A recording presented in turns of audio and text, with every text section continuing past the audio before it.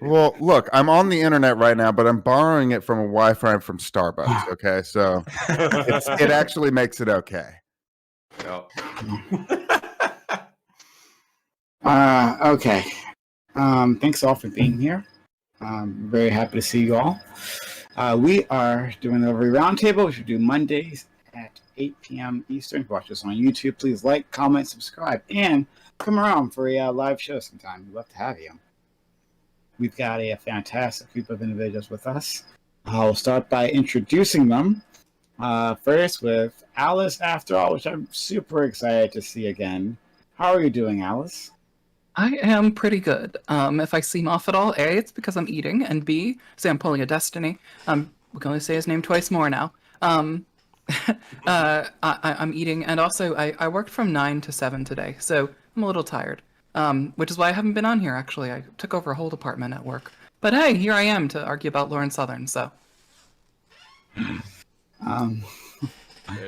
Thank you. Thank you for being here. And well, congratulations on moving on up, but sorry that's exhausting you. Okay. Next we have Jason Society, who's joined us plenty of times for our open panels. How you doing, Jason? I'm doing great. Happy to be here. Sounds like this is going to be a little bit of fun. So, yeah. Thank you very much for having me. Thank you. Next, we have VIP. His name is Counterpoints. Counterpoints, back for another day with the, I like the dark background that you got going on, nice. Right? Gives me very much like final boss vibes. I'm loving it. I don't know if that's the intention or if it's like sexy vibes. I can't really tell, but why not both? Yeah, why not? Hey, fuck it. So yeah, my spiel. My name's Connor. I run a YouTube channel named Counterpoints. I identify as center right. My credentials, if you check my Twitter history, they speak for themselves. I fight fucking everybody all the time, so it's very fun. And then I love being here. I love spending my time with Prime's community. I love, fighting lefties and righties, and it's a beautiful time. It's a beautiful time. So thank you for having me. Our hot streak continues. Absolutely. Next we have Wordy. Hey, Wordy. Thanks also for stopping by. How are you doing today? I'm okay. My name's Wordy. I'm an anarchist. I'm constantly tired, constantly trying to keep awake because I'm going to school and shit. And yeah, it's been an interesting couple weeks in terms of developing political philosophy, and I hate it. And yeah, I'm here to have fun and yell at people. So yeah. Absolutely, thank you. Next we have Doobie. Doobie is back, our Dark Lord. How are you doing? I'm doing very well. Thank you for having me. For those of you who don't know me, I help run the Politics of Run Discord. Best and biggest, greatest server ever that's ever existed ever. If you disagree, you're a bitch. You'll find that at discord.gg/politics. And for the record, people in chat keep talking about Captain Jones here. He's still private. I haven't promoted him back up yet since our last discussion. So Private Jones, fuck you. Everyone else is great.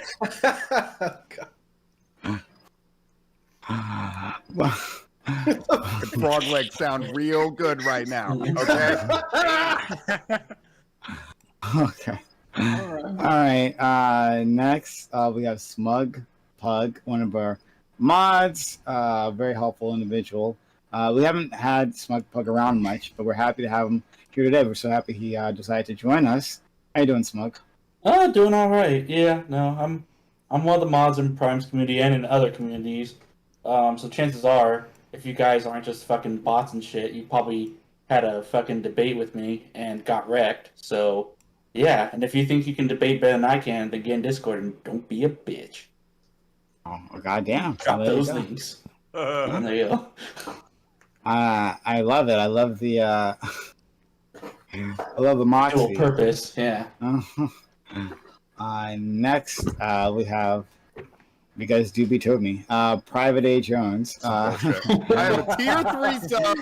Some respect on that rank, goddammit, okay? Okay, we'll make you a second rank private, okay? Oh, that's exactly what he said the first time. This is bullshit, okay? This is bullshit. I didn't pilot for 1,500 hours in Arma 2 to earn the rank of private second class. Fuck that, okay? I got my fake goddamn fucking medals. I guess we found out how he's doing. So,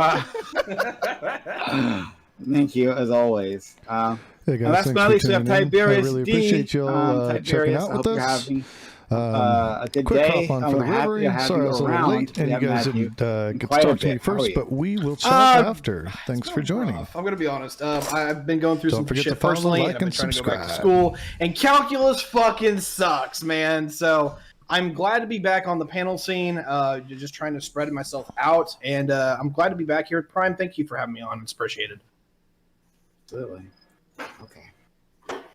So let's get started with the first topic. There has been an ongoing effort by leftists on Twitch to deplatform conservatives. One such tactic used is mass reporting. But if conservatives, so I'm hearing myself. I'm hearing someone else. Not sure who that is yet. All right, so we'll try it again. There has been an ongoing effort by leftists on Twitch to deplatform conservatives. One such tactic used is mass reporting.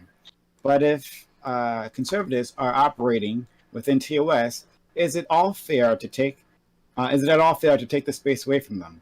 Lawrence Southern, a far-right commentator, was recently banned for having an inappropriate stream title. Is transgenderism a mental illness? However, she simply copied the title from another channel, where she was participating in a debate. Should this be celebrated? Or I think it's Tiberius. I think it's you. Sorry about that. Let me see if I can fix that. Yeah, no problem. Or are we poor as a community for not having a diverse range of opinions? Okay, and this is credit to Counterpoints for suggesting this. So this has been an ongoing thing since I've been on Twitch, right? There's been an effort to deplatform a lot of conservatives. Some of them are big, like really organized, and some of them are small. Others have been, some of them have been focused on like people who are like just truly egregious, and others on those I don't think we're so.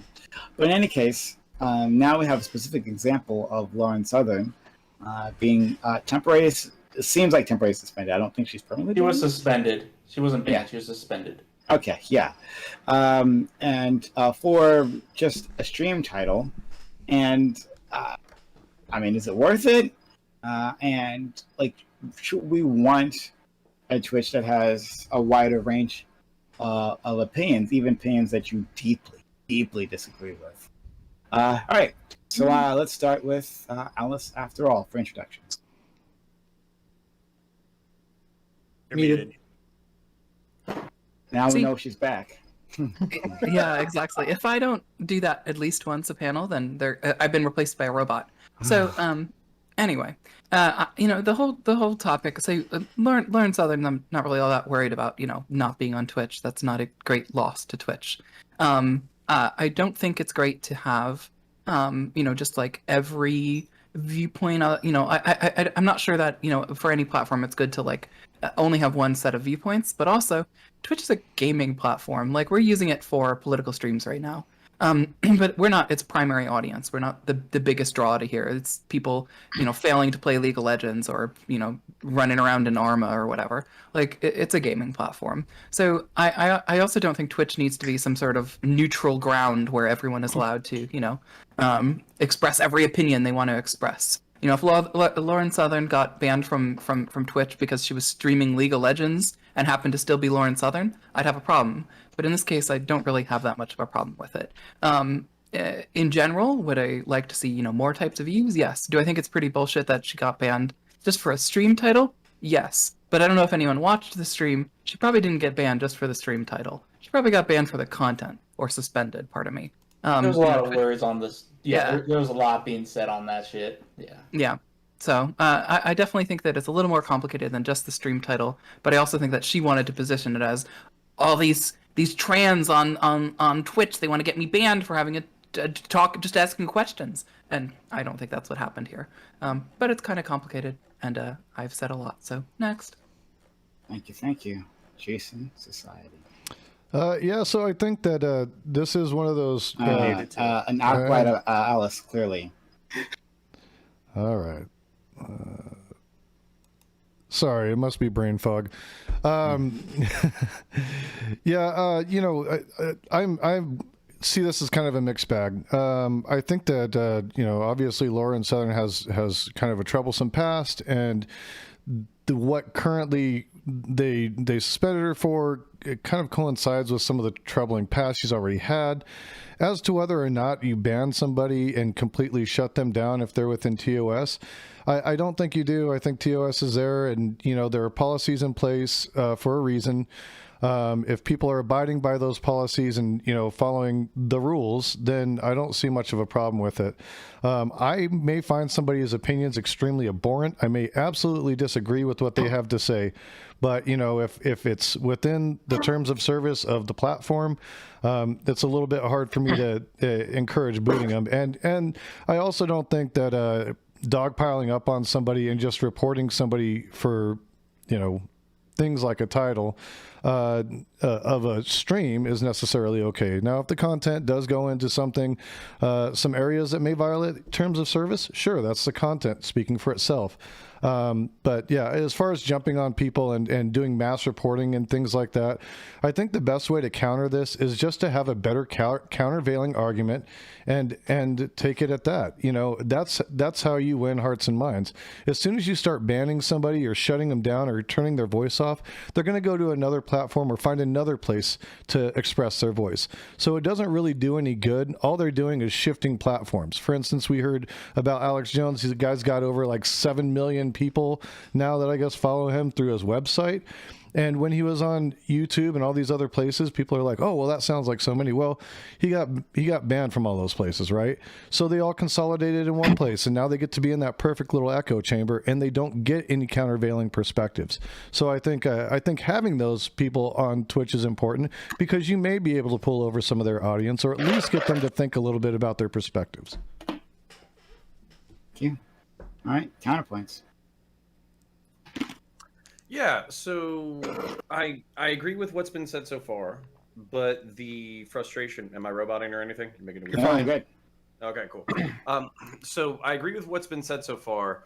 My chief frustration is basically that, like, I think we need to have a clear way to communicate these contentious ideas in a way that's maybe like respectful, where we're trying to figure out what the truth is and communicate the way that we perceive things. And if those take like a religious bent, or if they take like a typically conservative bent, there has to be a way to communicate like complex or nefarious ideas without being a douche. And I think that the TOS that was specifically violated or implied to have been violated was like implying the inferiority of a certain like group or something based off of like immutable characteristics. And so that's where I'm kind of curious. I would actually love it if Smugpug or Alice kind of discussed like what was being said during the show. That way we could kind of like maybe like I would love to check out the VOD actually to kind of see like how rough it really got. Because basically that's the thing now is like we don't have any kind of communication between the polls. Unfortunately, or fortunately, depending on your perspective, Lauren is representative of probably 55% of the Republican Party. So if we do want to get them more, understanding of whatever progressive norms are going on, then we're going to have to be able to communicate those ideas. And if we find contention and issues, then those are things that are going to have to be overcome. I wish there was a better way to frame conversations. That way, like we wouldn't have this like, oh, have you heard of like 1350, or have you heard of 41%, or have you heard of just like these like fucking mean, small, punchy responses that are difficult to contend with during like a live debate. But maybe we can explore that in the open, and I'll leave it for now. All right.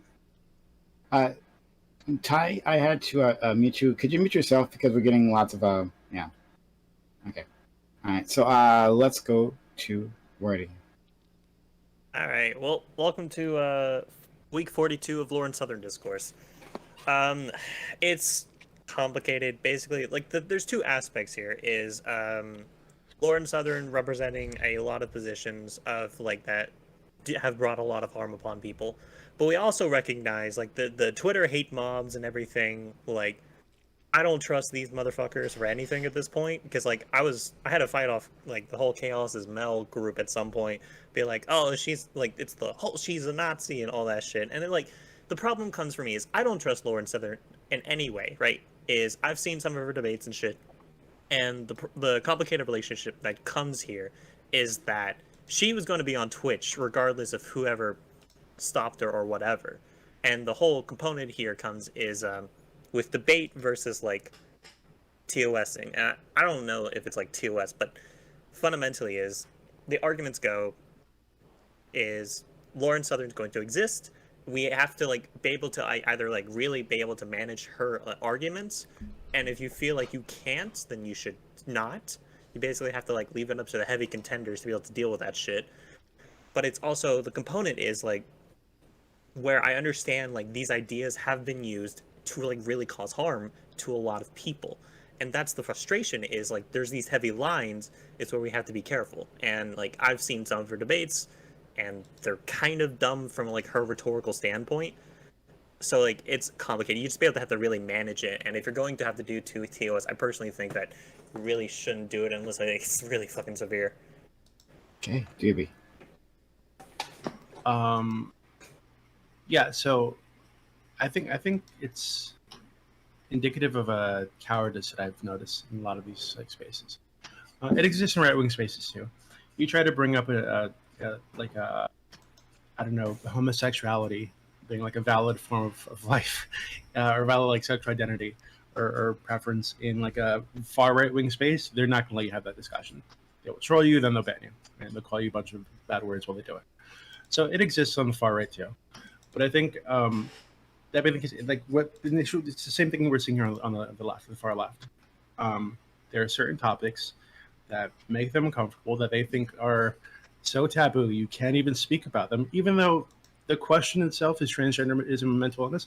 That's a question that a lot of Americans are asking themselves. So this is something that people in the mainstream don't understand. So these discussions need to happen, right? I don't think it makes sense to expect everybody to be caught up to where you are in your evolved lefty mindset. A lot of people are still catching up. No, they're not there yet. And for them to get there, you need to have the discussion. It needs to be a public discussion. So I think it's really shitty. Yeah, I think the space is worse off for it. Thank you. Next, Smug. Yeah, so I'll try not to be too long with it. So, I mean, first, in terms of TOS, like, even just in the title alone, the suspension is warranted within Section 5, Subsection 3 of TOS. Context expresses inferiority based on protected characteristics, including but not limited to statements related to physical, mental, or moral disorders. Negative statements related to mental health, e.g., quote, protected characteristics, unquote, is a form of mental insanity. Now, like, if we look at the title, is transgenderism a mental illness? Well, I'm sure some people would like to apologize as, oh, well, they're just asking a question. But when we look at the panel, it's literally just a group of people who've had a history of making these dog whistly passive statements that basically either imply or otherwise would overtly imply that they do believe, like in this, what Twitch is constituted as harassment and or hate speech.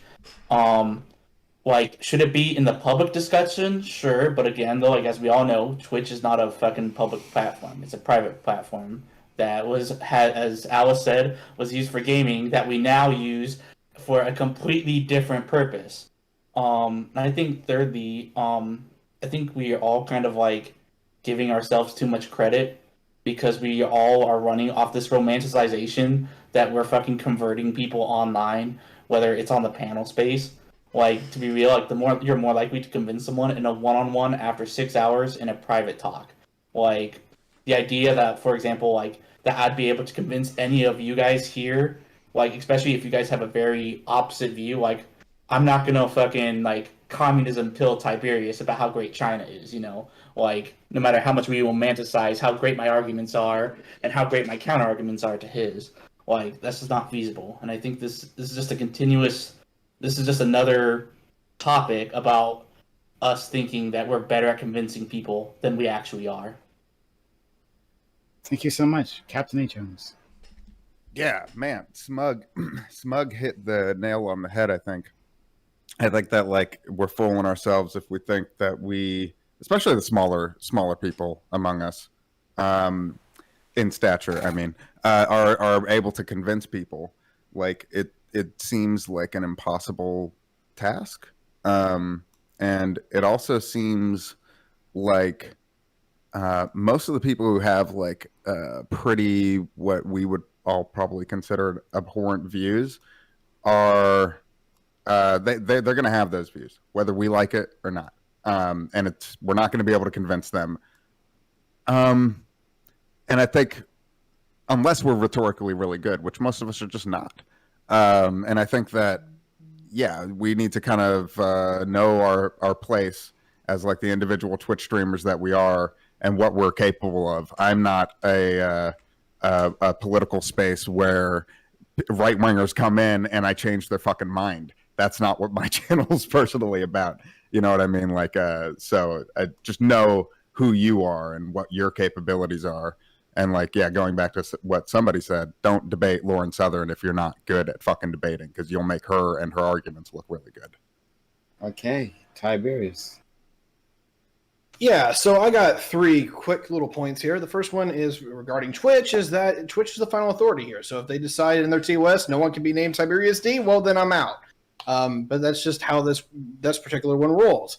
Regarding the diversity of opinion, well, I'll put it in this way. I can't control for the audience. I don't know what the audience wants. I just know that, as far as I'm concerned, fuck the audience. If you want to be a part of my audience, that's wonderful, but you're along for the ride with me. And the ride, at least for me, is that I am here to talk to you guys, because I assume that you guys know something that I don't, that you can add to the worldview in which I have that can enrich me into being a better person.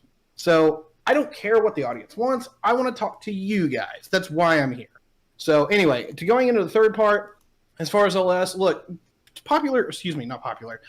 Famous people, infamous people tend to get a bad rap. I don't necessarily know where one should begin and end. I understand she's got a problematic past. I don't know much of the details with it because I don't have time for that shit. I hear shit about Destiny. I hear shit about Vosh. I hear about all these famous peeps. I honestly don't care. If I get a chance to talk to them, I will talk to them just like I'm meeting you on the street. And I'm going to try to give you the benefit of the doubt, even if I've heard bad shit about you, because I think that is the moral and ethical thing to do. And that's just generally where my principles align. I'm going to use that as my opening. Thank you very much. All right, open to the panel. So first off, Smug and Captain, maybe you two are just not persuasive. You ever consider that? I've seen plenty of people that come onto these panels been convinced of positions that they're vehemently against at the start. I've been convinced of things. I convinced other people of things. So maybe you two are just bad at it. Maybe you should. Maybe you shouldn't engage. Right? If that's the problem. Can you give us a single example of somebody coming on the panel? Somewhere else. All right, you came in fucking. Wait. Could you give us a single example of somebody on a panel changing their mind from on a radically? Okay, if you think compared to your debates, Doobie, where you intentionally play the devil's advocate and shit, like you intentionally play the adverse role as if you think that's changing people's minds. How does that feel? Secondly, changing people's minds. Okay, no. You see that, then you see them. Then you see them on a panel. I don't even believe in. Better than you can argue for the shit you believe in. Then you see. Isn't that embarrassing? Then you see those people on a panel a day later, and guess what? They're arguing the same fucking shit they were the day before. So good job, Doobie. Oh, bullshit. Okay, as if we don't have fucking logs. Hold on. Okay. Hold on. There are a couple of dumb points here. Okay, Alice and Smug, a gaming platform, congratulations. If it's being used significantly in some way for some type of platform, well, unfortunately, it's that kind of platform now.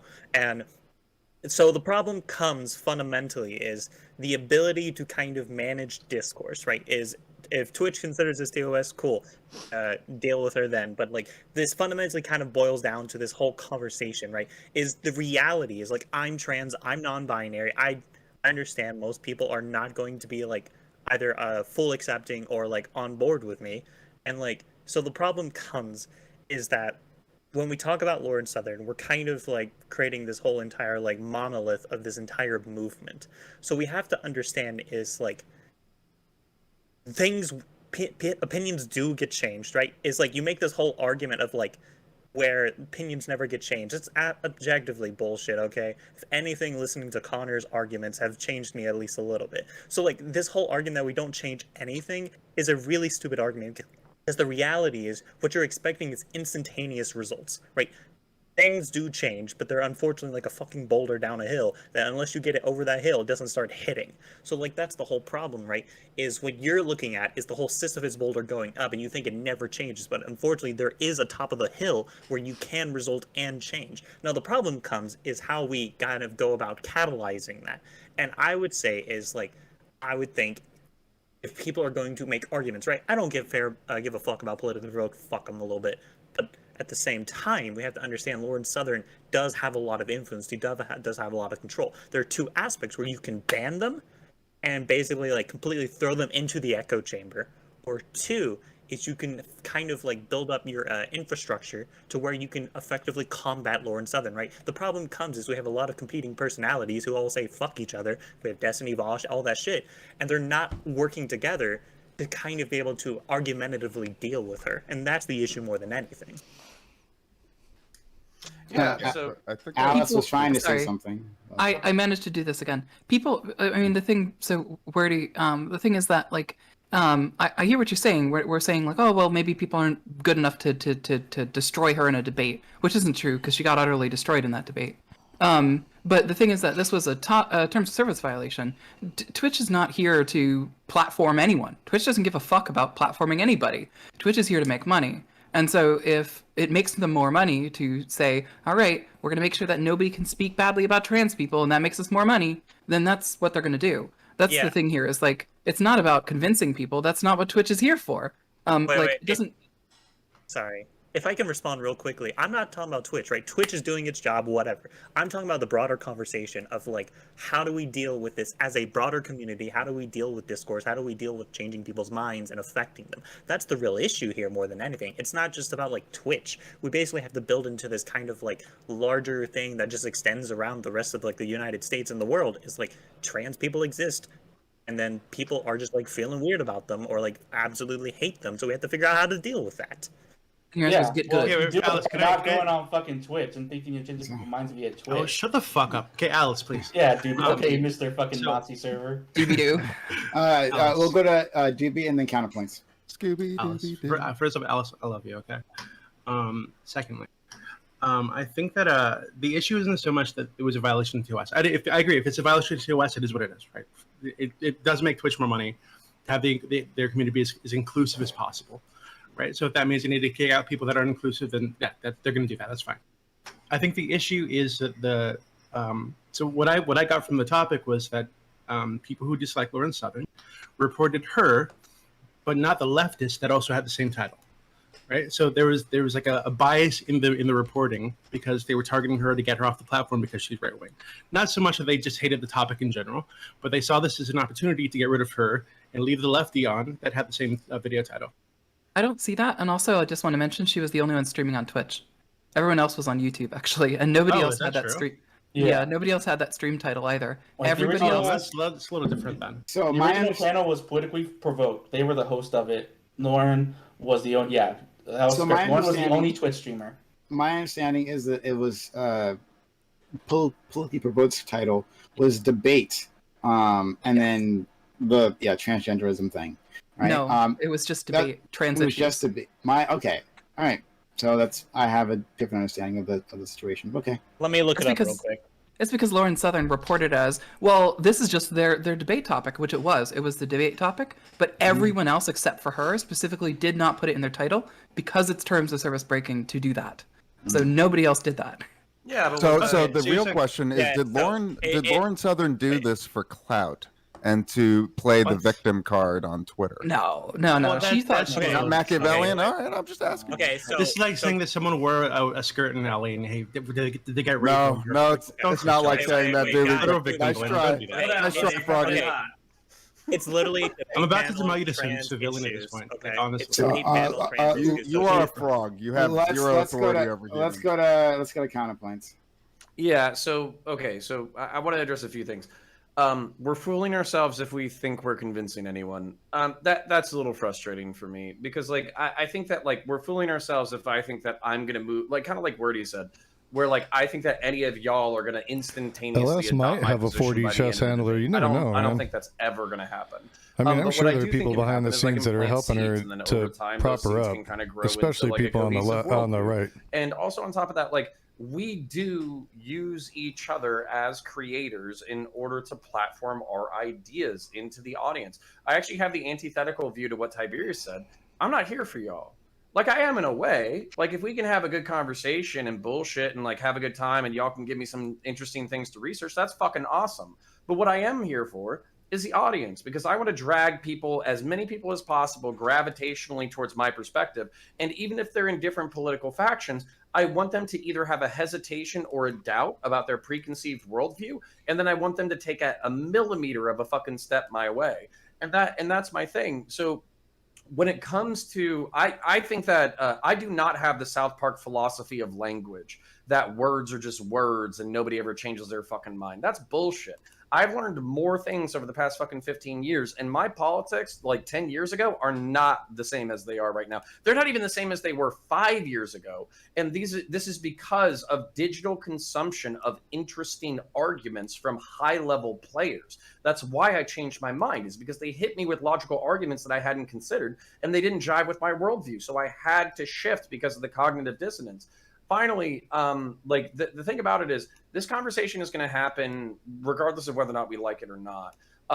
Kind of like Alice was saying, like, if this isn't happening on Twitch, there's going to be another platform that's going to host it, whether that's like YouTube or BitChute or whatever. So the point being is, like, these perspectives, whether you like it or not, are part of the normal discourse. It's 55% of the Republican Party is in line with Lauren Southern. Matt Walsh and Tucker Carlson are currently saying the exact same talking points on Fox News. So you either fucking take the talking points, find some good arguments, and start beating people over the fucking head with those arguments to make them feel like assholes, or you let them live in their silo. And I'm a fucking liberal, which I know is disgusting, but I believe in the fucking marketplace of ideas to some degree, and I think you should come up with better arguments and start beating the fuck out of people. One, because it's fun, and two, because I think it works. So Go ahead, Ty. Counterpoints. You? Yeah, I definitely want to get on that. Ty, and then Captain Jones. Appreciate it. Just a little background. Me and Connor have been going about this for a while, and it's nothing against Connor. I'm just more of a different philosophy. I believe that you have to want to change your mind, or if you will, you have to be at least open to it. You want to engage. You want to be part of the conversation. I don't usually, and forgive me, I shit on the audience a lot, and I shit on people in general. I don't have a lot of respect and love for people in general. That's a me thing, right? But as far as where this goes, is that I feel like you actually have to want to be involved. You want to participate. You want to communicate. If you're actually even remotely willing to change your mind, you have to be here. And so, in a general sense, here, I'm the kind of person that's like, look, if anyone's actually open to, they're going to be trying to play in some sort of game. Sure, they might be watching Vosh or Destiny just to hear a different opinion, but that's largely not what's going to change their mind. It's going to be talking to somebody who has a different viewpoint, who can actually explain why they feel that way, or at least how they've come to that particular conclusion, and they can empathize it or they can metabolize it into a greater sense of being. It's lived experience for most people. They need to understand what you've been through to understand why you believe what you believe. And so in a general nutshell, that's where I actually come into, and where my philosophy is a lot different than Connor's, is that I think you have to play the game. And so for that to happen, you need to have a diversity of thought and excuse me, you have to have a different sorry about that. You have to have a diversity of thought and opinion, but you also have to have a platform that allows it. Does Twitch have to be that? No. But somewhere would be good. And I'll end with that. All right, we'll go to Captain A. Jones and Wordy. Yeah. So I just want to respond to the little tiny frog, as well as Counterpoints, who's a cool dude. So I was pretty careful with my words. Maybe you're responding mostly to Smug. I'm not exactly sure. Maybe you could clarify for me. But what I said was to know your place and to know how good you are as a debater. So, like, I didn't say that people shouldn't go and debate Lauren Southern and win in the marketplace of ideas. I said that probably none of us should go debate Lauren Southern and try to beat her in the marketplace of ideas. So yeah, those are two very separate things. And I think like it's so if you want to convince, in my opinion, if you want to convince somebody who's like an extremist, then it's pretty good to be someone who has like experience with those kinds of things. Maybe you were an extremist yourself and got brought out somehow, and now you can relay your experience. There's people who do that. So like that seems like a really good thing. But most of us, or maybe some of us, maybe I won't say most of us, but I would say a lot of us, whatever the fuck, are not really capable of that. It's different now if we're talking about people who are in the middle. If we're talking about people in the middle, then yeah, I mean, I've totally talked to people, random people, and like we've met on some either you know, more towards my side than when it started or whatever. But like you're fooling yourself if you're coming on a panel and thinking that you're going to change like one of our minds, especially if we have a really opposing view to you. You make me vomit. Okay, I'm like on the edge of like demoting you to civilian. You just lied to us, right? Because after Smug spoke, you said he hit the nail on the head, which implies, I think, to everybody here that you agreed with everything he said. Right now you're saying, hey, I was careful with my words. Now it's just saying, hey, you know, we just need to be careful about who speaks to Lauren Southern. I don't think anybody here can do it. That's not what Smug said. I think Doobie, you make the perfect case for exactly what I'm saying. Oh, you're an online debate bro who's claiming that they know it all, who makes the second. So me holding makes the third Mr. claim Jones that they are the debate bro god. Exactly what he like said. Be able to change more people, like you literally, and then you interrupt. So me pointing out, you just interrupted me. The irony. You literally just did that. If you didn't listen, so like the irony though that you're actually proving my point about how like ineffective like this platform is, and yet ironically you're the one arguing how like this is somehow actually like de-radicalizing people. And apparently you didn't listen to like the second part that I mentioned in regards to how people could actually be changed, like through like long one-on-one conversations, for example. Like, yeah, that's panels, you're not fucking convincing anybody. Exactly. That's exactly why I said I agreed with you 100%. Wordy's big counter to me. Wordy's like big counter to me was, oh well, we're not talking about Twitch. We're talking about the broader sphere of the internet. Fraud, no has zero right to say anybody else is dishonest. Come on, you can't even hold it. You said 5 minutes ago. Try with a different. Let's go. Okay. Different audience. Wordy and counterpoints. I didn't realize Lauren Southern was present on this panel. Is she in fraud form now? Anyways, like the problem comes here is that ultimately, like setting aside the whole ego bullshit, the reality is like this whole framing of like extremists, right? The problem comes is a lot of normal people, right? A lot of people, like the Overton window in America is kind of fucked, where the Overton window is either trans hesitant or anti-trans. Like a lot of people, normal fucking people who just do their own life. They don't do violent extremism. They don't participate in the Proud Boys and shit. They're literally just like, weird, fucking weird kids. And like, that's literally what they're thinking. And that's the problem is like the reality, this conversation is happening. And yes, I admit you're not going to turn person into a perfect, oh, I love trans people, just like through these online debates. But fundamentally, every single debate Lauren Southern has been in has been a 1-on-1 or 2v2. And so every single time she argues is a direct argument there.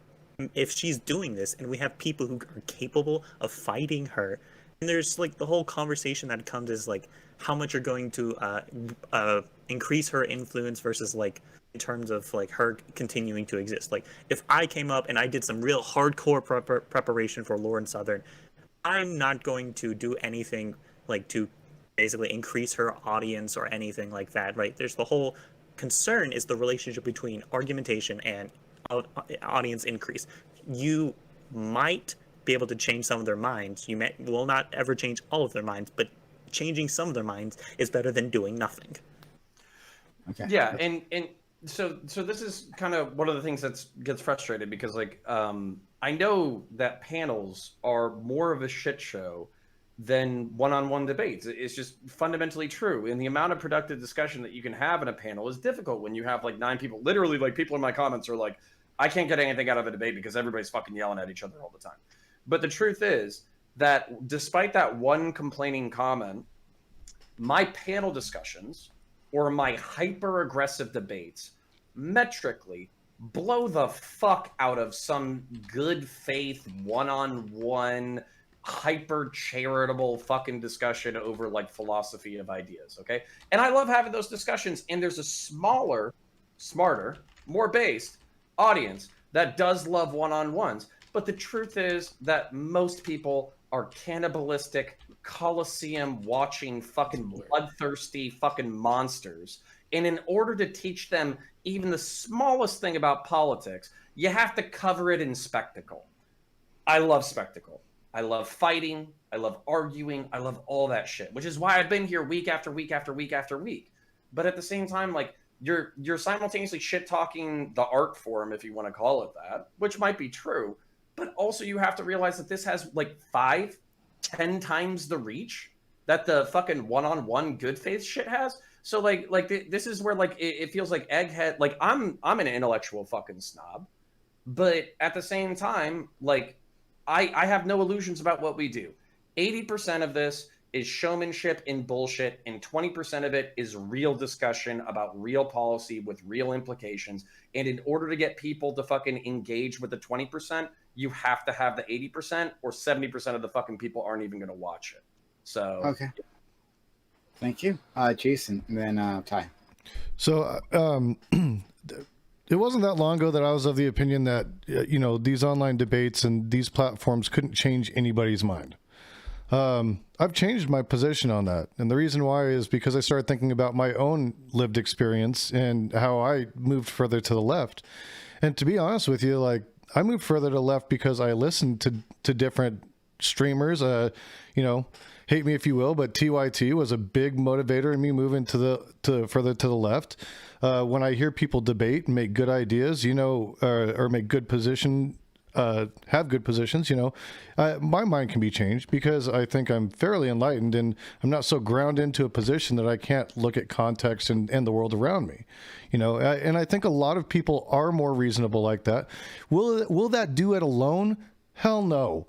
Hell no. But if you're having the conversations too with people outside of that, yeah, I think that it's a marriage that can work. I do think it's important to have countervailing arguments because all it does is it makes you better at your argumentation. Somebody like Lauren Southern, holy shit, at my stage in this whole debate bro thing, if you want to call it that, I wouldn't chance it. I'd probably get demolished. I'm not there yet, but I recognize that. And I think that, that plays a big role in it, yeah.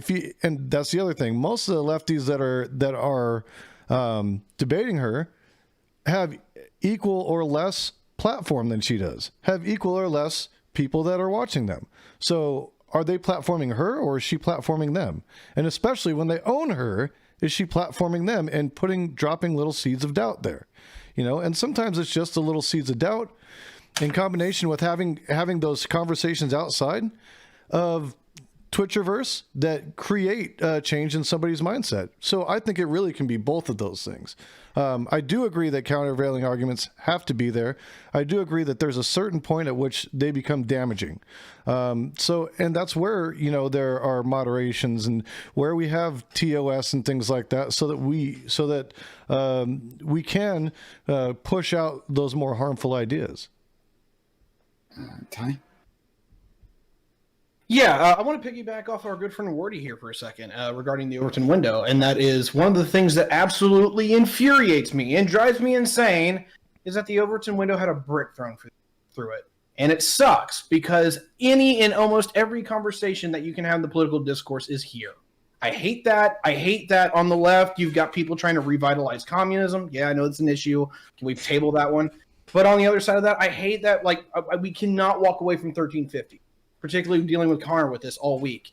I would love for this to fuck off. I really would. The problem is that right now we're in a political realignment. The parties are changing, demographics are changing, and how we do politics is going to fundamentally rewrite itself over the next 5 to 10 years. It sucks. It's a painful ass process, but we have to go through it.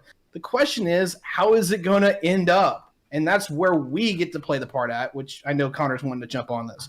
As far as what's going on in this platform, some of you have known me for a while. I came onto this platform and I was a libertarian. Now I'm more of a right-wing populist. And it's actually not that people have pushed me in a particular direction that is disgusting to you, maybe. It's actually some of these economic arguments that go, hey, look, I can't do this by myself. I don't have the power without some kind of backing. And now part of it's my own lived experience where I'm trying to put myself through school. But the moment that I get sick or I need to visit the doctor, I'm out $400 fucking dollars. Yeah, that's really hard to deal with. And I 100% get people when they say they're upset and the system doesn't have their back. I'll pass it off. Yeah, so if I can back up Ty real quickly, this is the other thing that's incredibly frustrating for me, because I started punching right content-wise a little bit. I've had a few discussions, debates, whatever. And the thing about it is, like, so many of these people are fucking siloed that I'm speaking Latin to them. And this is where, like, I agree with them on a shitload of things. I agree with them on guns. I agree with them on immigration control. I agree with them on, like, patriotism and some level of civic nationalism. I agree with them on American hegemony. I agree with them on, like, the nature of the police state. I agree with them that, like, a capitalism is preferable to socialism, and that, like, maybe mixed economy capitalism is the best thing going forward. I agree on probably like 60-70% of the shit that we talk about. And I'm treated like a fucking enemy because basically what's happened is for the past 5 years, they've been going to the same YouTube pages over and over and over again to get reactionary content. And what I mean by reactionary is not some, like, malevolent thing. I mean literally, hey, look, some fucking leftist Twitter dumb fuck said some dumb shit. Hey, some mainstream media asshole said some dumb shit. Isn't the left bad? And that's literally all of the content that people have been producing for 5 fucking years without any level of, like, criticism or coherence or slowdown or breaks or anything like that. So what's happened is we have a whole bunch of people who have this, like, very vague, nebulous idea of what it is to be on the right. And primarily what it has to do is not being on the left. Because the left is bad, and it's dumb, and it's woke, and it's CRT, and it's fucking drag queen story hour, and it's, you know, non-binary, blah, blah, blah, and, like, all that. I'm not kidding. Why is any of that? Wait, what? Why is any of that bad? Okay, so but that's the whole problem with the arguments. If I can jump off, Connor. Well, look, yeah, I you can't because I'm freezing. Okay. But so, Sure. Like, okay. So the thing is, it's not that it's bad, it's kind of how people are going to be entrenched in these areas. And this really calls into question kind of the way, like, a different platforms structure, like, their engagement. Like, when we talk about YouTube for such a long time, is like the whole the alt-right pipeline and shit. And this is the problem, is, like, when you think about Twitter timelines, where, like, this is the argument I heard, is, like, finding a way to kind of restructure to where these people can be, like, influenced to different sides and opinions without having to be stuck in these echo chambers, is because you can basically curtail and like affect through the engagement process to where you can be stuck in these areas. And so what I would say is, if we want to take off the burden of debates and influencing popular opinion, what we could do is kind of put pressure on these companies to change the way they structure their engagement policies. But can I address this? Because this is where it can feel like I'm already feeling the reaction in my audience without even looking at chat. No. Hold on. This is where it can feel incredibly paternalistic. Like basically, like, everybody would be a liberal or progressive if only they understood, and if only the fucking feedback, or if only they understood our ideas better, they would all be liberals. Wordy's an ANCAP. What are you talking about? Okay. What the fuck? He's an aren't you? No, he's an ANCOM. You just said anarchist. Oh, ANCOM. Oh, fuck! I'm so sorry. Oh, for fuck's sake. I'm almost done, I promise. Okay. Most of the people couldn't even fucking tell you the difference between those two. Okay. We'll go to counter, and then we'll Captain, DB, and Tiberius. But okay, but this is where I'm saying, like, I'll try to be brief, but, like, this is where I'm saying, like, it can feel incredibly paternalistic because it's like, oh, well, if we just fix the algorithm, then all these people would be, like, more progressive or whatever. That's not what I'm saying.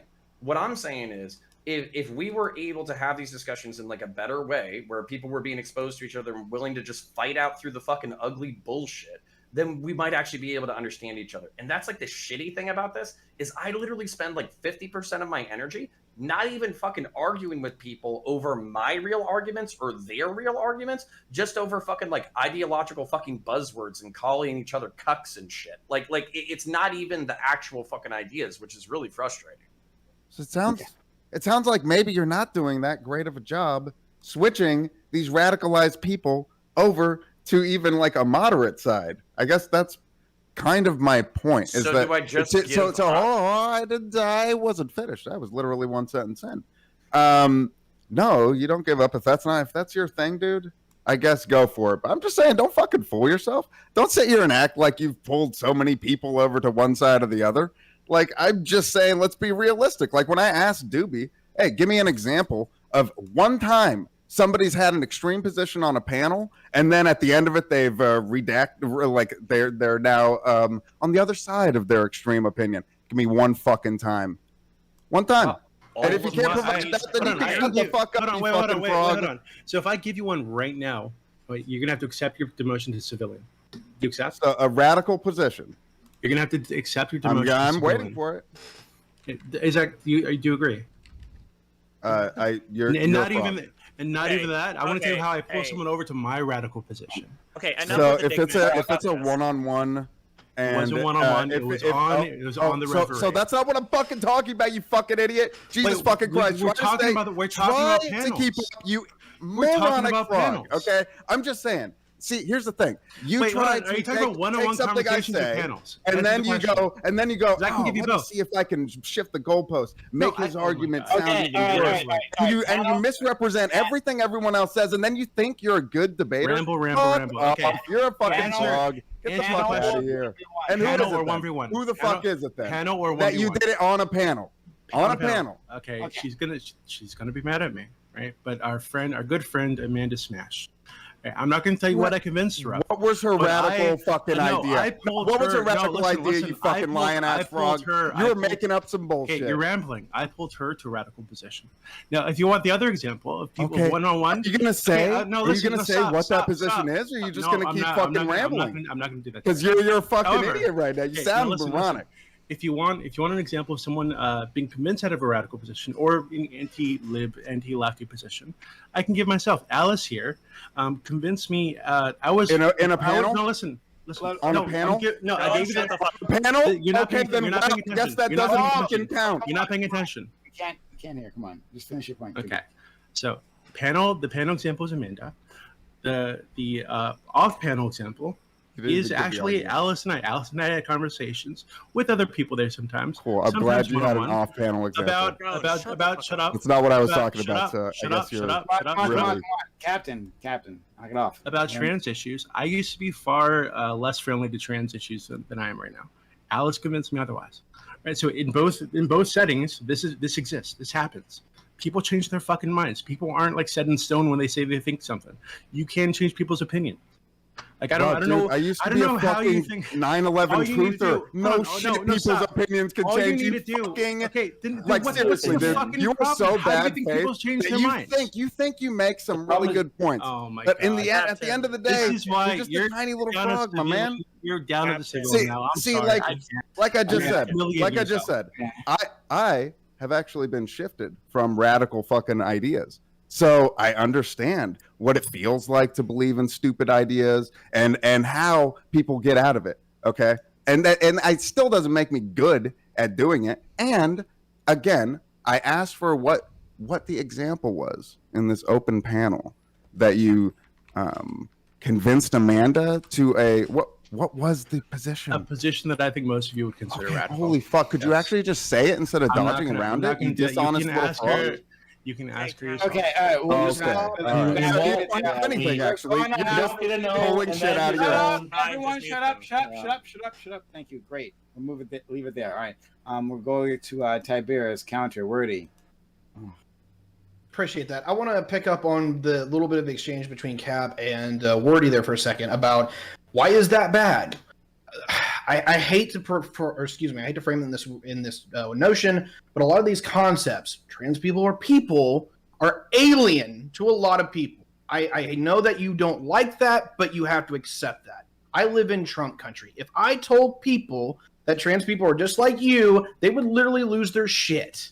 Okay, which is hilarious because if I brought our good friend Samantha Banana into my community, they would hate the idea of her until they talked to her. And then they'd be like, I love this person. Shit talking, absolutely acts like anybody else from around here. But she's also from Oklahoma, so she'd fit right in here.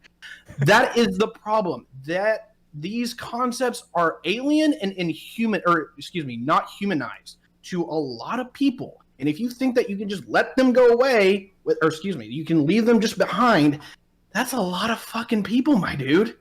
That's an absolute fuckload of people. Right. You're also really good at expanding what I said beyond the very, very clear parameters that I set. But that's fine. I'm not going to repeat myself. So please, somebody else go ahead. All right, Okay. all right. I'll go. This is like this parallel. I'm learning about learning recently. This parallels really neatly onto like learning psychology, where different people learn different shit different ways. So like the whole like I am a kinesthetic learner or I'm a visual learner or I'm a fucking whatever learner, apparently psychology has proven that that's bullshit. And in order for people to learn things, they have to have like a multivariant, multifaceted way of learning new things. So you're saying that like the panel scene is the worst way to learn shit.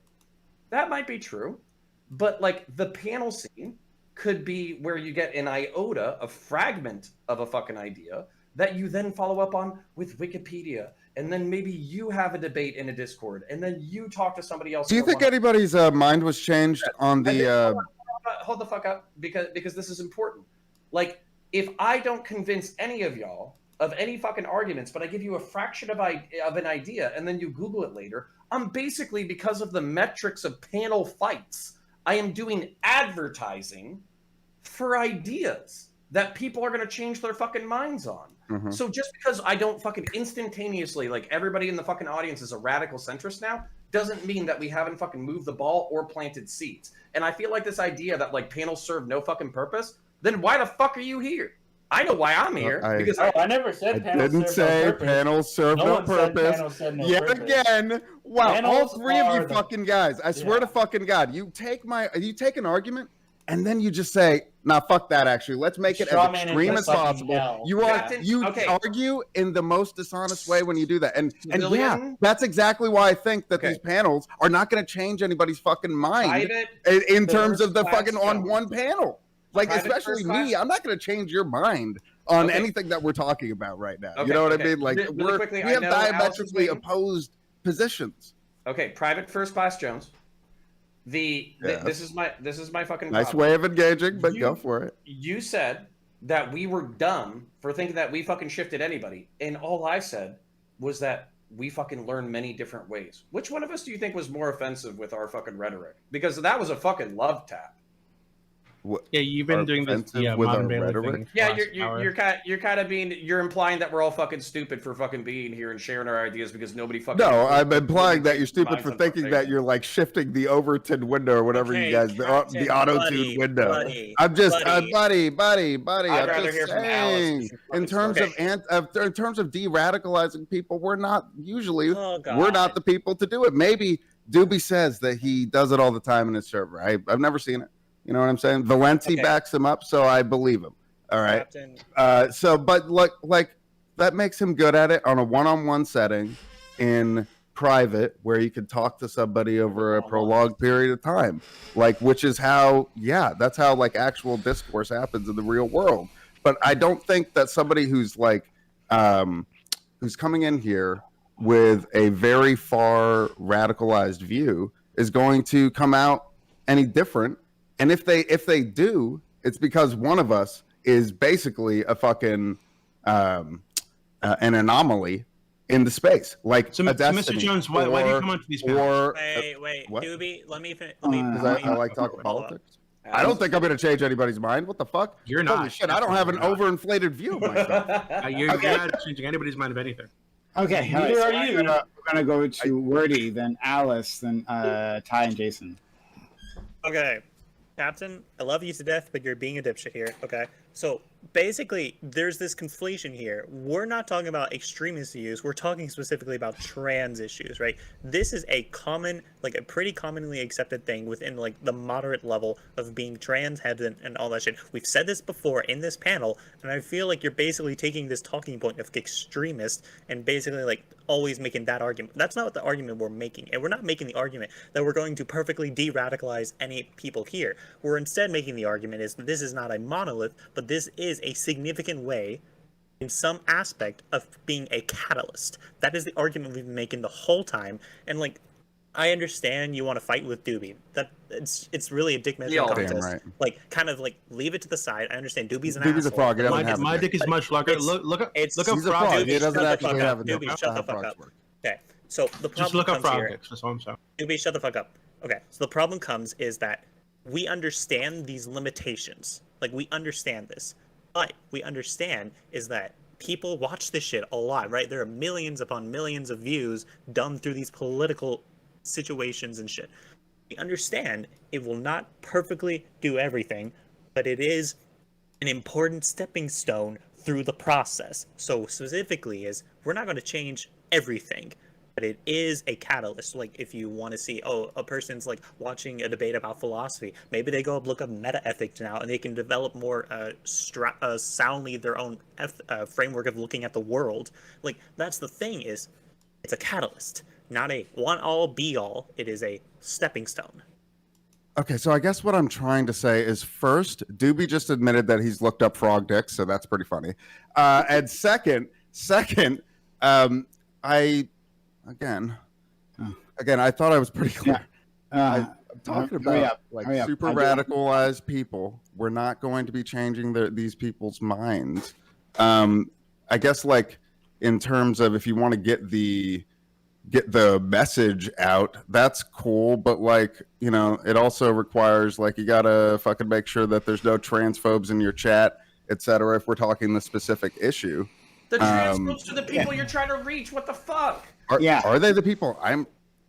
Well, we gotta move on. We gotta move on. We gotta move on. It's taking forever. So Alice. Oh man, I just wanted to kind of like this is all anecdotal, right? So this is not going to convince Captain Jones here, and that's fine.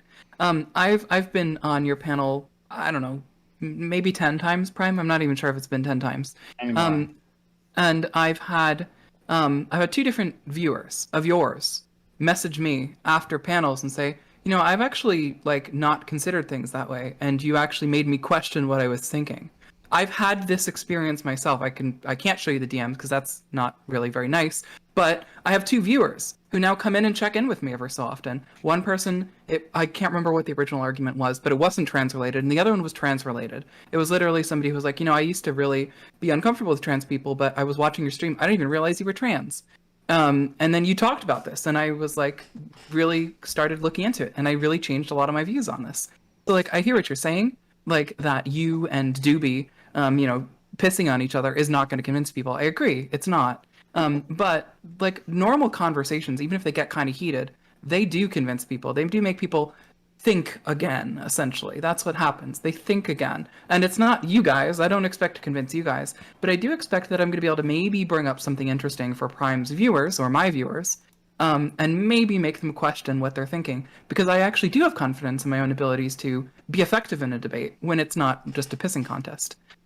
It's something that I do a lot. It's something that I like doing. So I do have faith in my ability to be convincing to my audience and to Prime's audience and to your audiences. It depends on the topic. I don't talk about shit. That's why you see me silent in here a lot of the time, because sometimes I just don't know about a topic and I won't talk about it. But when I know about a topic, I can convince people of it. And I feel like that's what we're kind of here for. We're here to make money, presumably, for a lot of you. Not for me, but for a lot of you. We're here to make money. We're here to entertain our audiences. But that does mean that we have a good positive side effect a lot of the time. Not every time, but a lot of the time. Well, it sounds like you have a good positive side effect, which is good. That's amazing. And I'm really happy to hear that happened. And I don't disagree. Like, that's a great thing that you're doing that. Like, if I'm introducing viewers who, like, I don't really allow any kind of anti anything in my chat. I don't really talk about things like this because I play fucking video games and I smoke weed. Like, I'm not trying to convince people in my chat, but like, it's really awesome that you can do that. And I'm not sitting here saying that people who are in the middle can't be convinced one way or the other. I mean, we just saw Tiberius say he started off as a libertarian and now is a right-wing populist. Like, he went in the wrong direction, but he went in a direction, you know what I mean? And he was influenced by the people that he heard and that were around him. And like, so I think it's really good that you are having that positive influence. And okay. So we'll go to Ty. Jason, counter wording. Appreciate the wrong direction there, Field Marshal Jones. But you know, all things considered, thank you, sir. Thank you. You're very that's a significant fucking upgrade. Anyway, no, hey, just as far as like what you said versus the balance of what you said, I piggybacked off of what you said and what your exchange was worry to make a point. That wasn't trying to like put words in your mouth. And if you feel that way, I'm sorry, dude, because I think you're a pretty cool dude. You're fine. Maybe you smoke a little too much weed, but I'm not trying to start a fight with you yet. So now we're on fighting terms. Okay, fair enough. Let's go. Anyway, that's all I really wanted to hit. Thank you very much. Okay. Jason, and then Connor and Ray. Okay, so there was a panel, not a Twitch panel, but a panel that changed my worldview. And, you know, this will date me a little bit, but I remember when Bernie used to go on Bill Maher. And it was Bernie going on Bill Maher that swung me super, super into like democratic socialism and even exploring that idea. And that was a bunch of people yelling at each other. It was literally like a bunch of people yelling at each other and making jokes. We do the same thing here. If my mind could be changed, living in a red state where, you know, I came from a Republican family where if more than anything, I was probably lean libertarian, if anything at all. To be changed that you know, drastically, yes, panels can change people. Panel can change people's minds. I've done it myself in the short time I've been here. There's somebody that I had on that was coming through my chats that was an old friend of mine that was totally anti-masker, wouldn't wear a mask at all, didn't want to get vaccinated, didn't want to do any of it. And through our constant panel fights and, you know, things I do in my stream, she's at least now wearing a mask. She has at least gotten that far. Now, she still won't get vaxxed, but hey, you know, I'll take the small wins. But yes, you can change people's minds in these spaces. Are you going to change everybody's mind all at once? No, but you know, it's like, you know, you throw a pebble in a pond and watch the ripples happen. You know, I mean, you change somebody else's mind, then they change somebody else's mind. Then that person changes two people's minds. And that's how it happens. It's a message. And as that message ripples, more people are going to get it and more people are going to catch on. But being a voice here, every time that you put something out, you never know whose mind you're changing. You may not hear about it. They might make up their mind on their own outside of this. So is it important to get your message out on these platforms and on these panels and do this? Yeah, very much so, if you care about your position.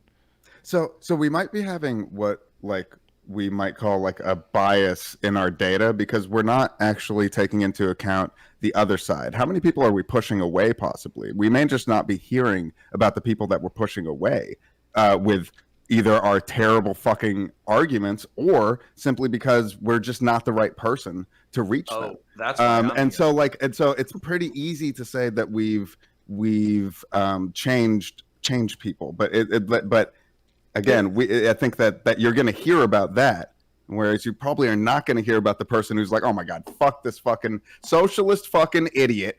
You know, I'm now even more right wing than I was before, and now I'm going to listen to fucking counterpoints. But that's what happens in the marketplace of ideas, though. That's what happens in the marketplace of ideas, Captain. Yes, you just agreed with our point that people's minds do change based on these panels. No, dude. Okay. Go ahead. Counterpoints, it's your turn. Oh man, like the past like 5 minutes have just been like revealing all of my ulterior motives. It's been fucking beautiful.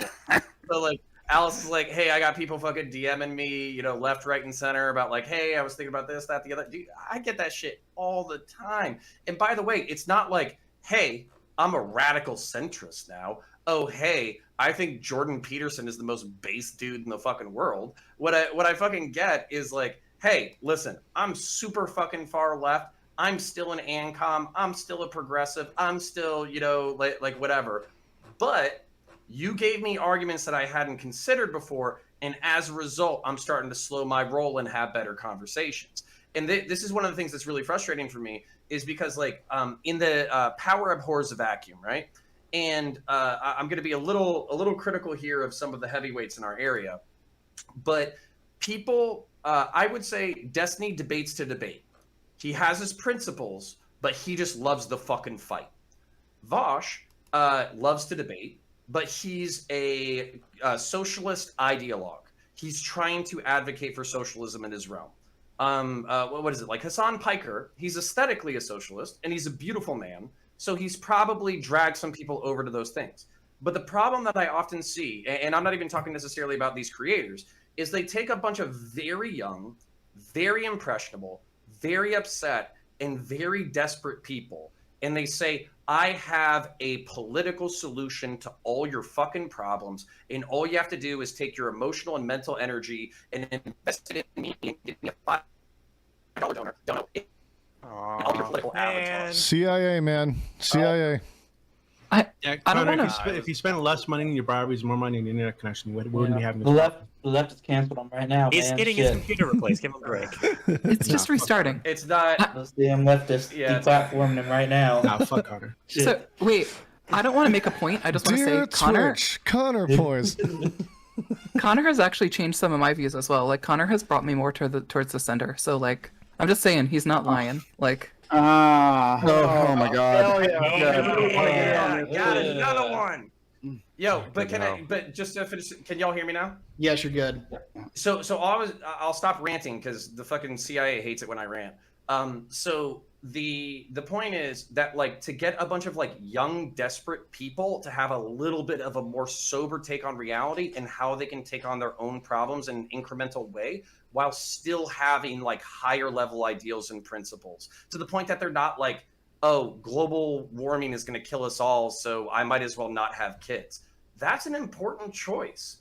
And that's some of the propagandists in our space are literally fucking saying that shit. They're literally saying fuck it, don't have kids. Everybody's going to be fucking dead by 2050 anyways. Do you think there's actually people who are seriously wanting to have kids who are now I'm not gonna actually. I got Counterpoints told me not to have, so now I won't. Counterpoints told me not to, so I guess I'm not gonna have a kid now. I guess. No, not me. But I'm saying the political. Yes, absolutely. The political landscape is telling people not to have kids, and a lot of people are opting out of having children because they have no hope about the future, whether it's economic, climate based or. Fuck, I thought it was just that I didn't want to have kids, and then all that stuff was just convenient. You're a that special. It already fit into my plan. Well, to be fair, most of you guys shouldn't be having kids. It just seems like massive speculation is what I'm trying to point out. Look in the mirror. All right, I want to get on this real quick. Millions of kids, okay? Look. I want to piggyback off of Jones and counterpoints when they were talking about changing minds. What? Just let me go off for a second here. I want to talk. Alrighty, I'll let you go. Thanks. Jones actually hit the nail on the head for me very, very well, and that is leftists have done a very, very good job of pushing me right. And y'all might want to look at how that works. How many times are we we're killing this dude in this debate, and Tiberius is over there going, no, you're not. Oh my God, fuck that. All right, fuck. Yeah, but Captain Jones, it's you. All right, no, fuck public schools.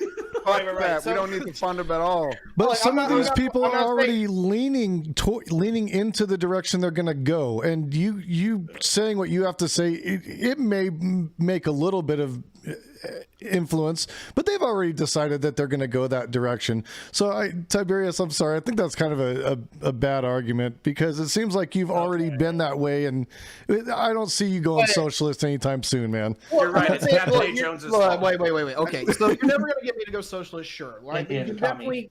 I love liberals. You can definitely get me on board with liberalism if you let me engage with those folks. But when I hear a bunch of leftist shit, yeah, I'm just screaming hard to the right when I hear a lot of this shit. Now, part of that is just being a reactionary, and you can shame me for that one. But also, when I do this, engage in this discourse, let's be honest here. There's some people that advocate for leftism that is very fucking bad at it. All right, the other thing. The other thing Valid I wanted point. to hit just real quick is very simple. Is that I think the two things that really you need to convince people, if you actually are, when you touch them, is one, empathy. You have to let them understand what it is you're advocating for and why. The other part is that it has to ring somewhat true. Is that when you say, "Hey, look, dude, I'm struggling here. This thing's going on in my life. Don't you have something like this too?" When they're like, "Oh yeah," when it fundamentally hits them as like a truth of the universe. No matter if you advocate for like right-wing shit, left-wing shit, if they can't ignore it, then they have to put that into the greater whole of what they understand. It's hard to do, but 100% that's how you do it. Okay. All right, Woody. if I could hop off and use two analogies, okay, Captain? You play Project Zomboid too much, okay? I'm playing Project Zomboid right now. Exactly. You play it a lot. So realizing you play it a lot, I'm like, I watch a shit and I'm like, oh, that's interesting. And then I buy it myself and now I'm fucking addicted, right? That is the same argument you use for like the catalyst, right? We have influence regardless if we're aware of it or not. So basically the whole argument here is whether we should conscientiously understand we're having influence and kind of be able to drive people towards ideas that we may find more preferable.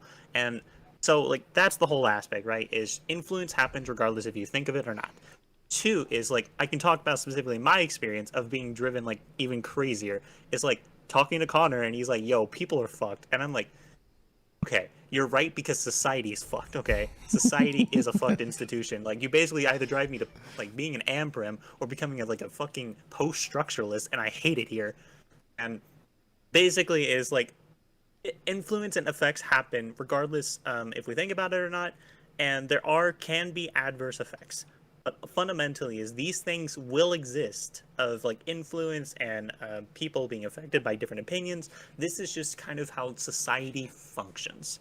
And when we understand how that functions is either we basically say, fuck it, we're going to be nihilists, or we try to be some positive change in the world. And those do have adverse effects, but ultimately intention to driving towards it. And you may say you may have negative results here, right? But you may have positive results here. And the goal should always be to increase your positives over your negatives. And that as much as I hate fucking society right now, that is just the reality.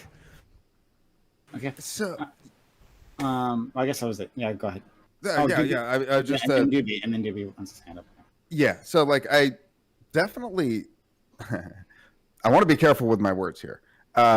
Because like I don't think that panels in the long run are not converting people's minds. I just said I don't know who they're converting and what our conversion rates actually are.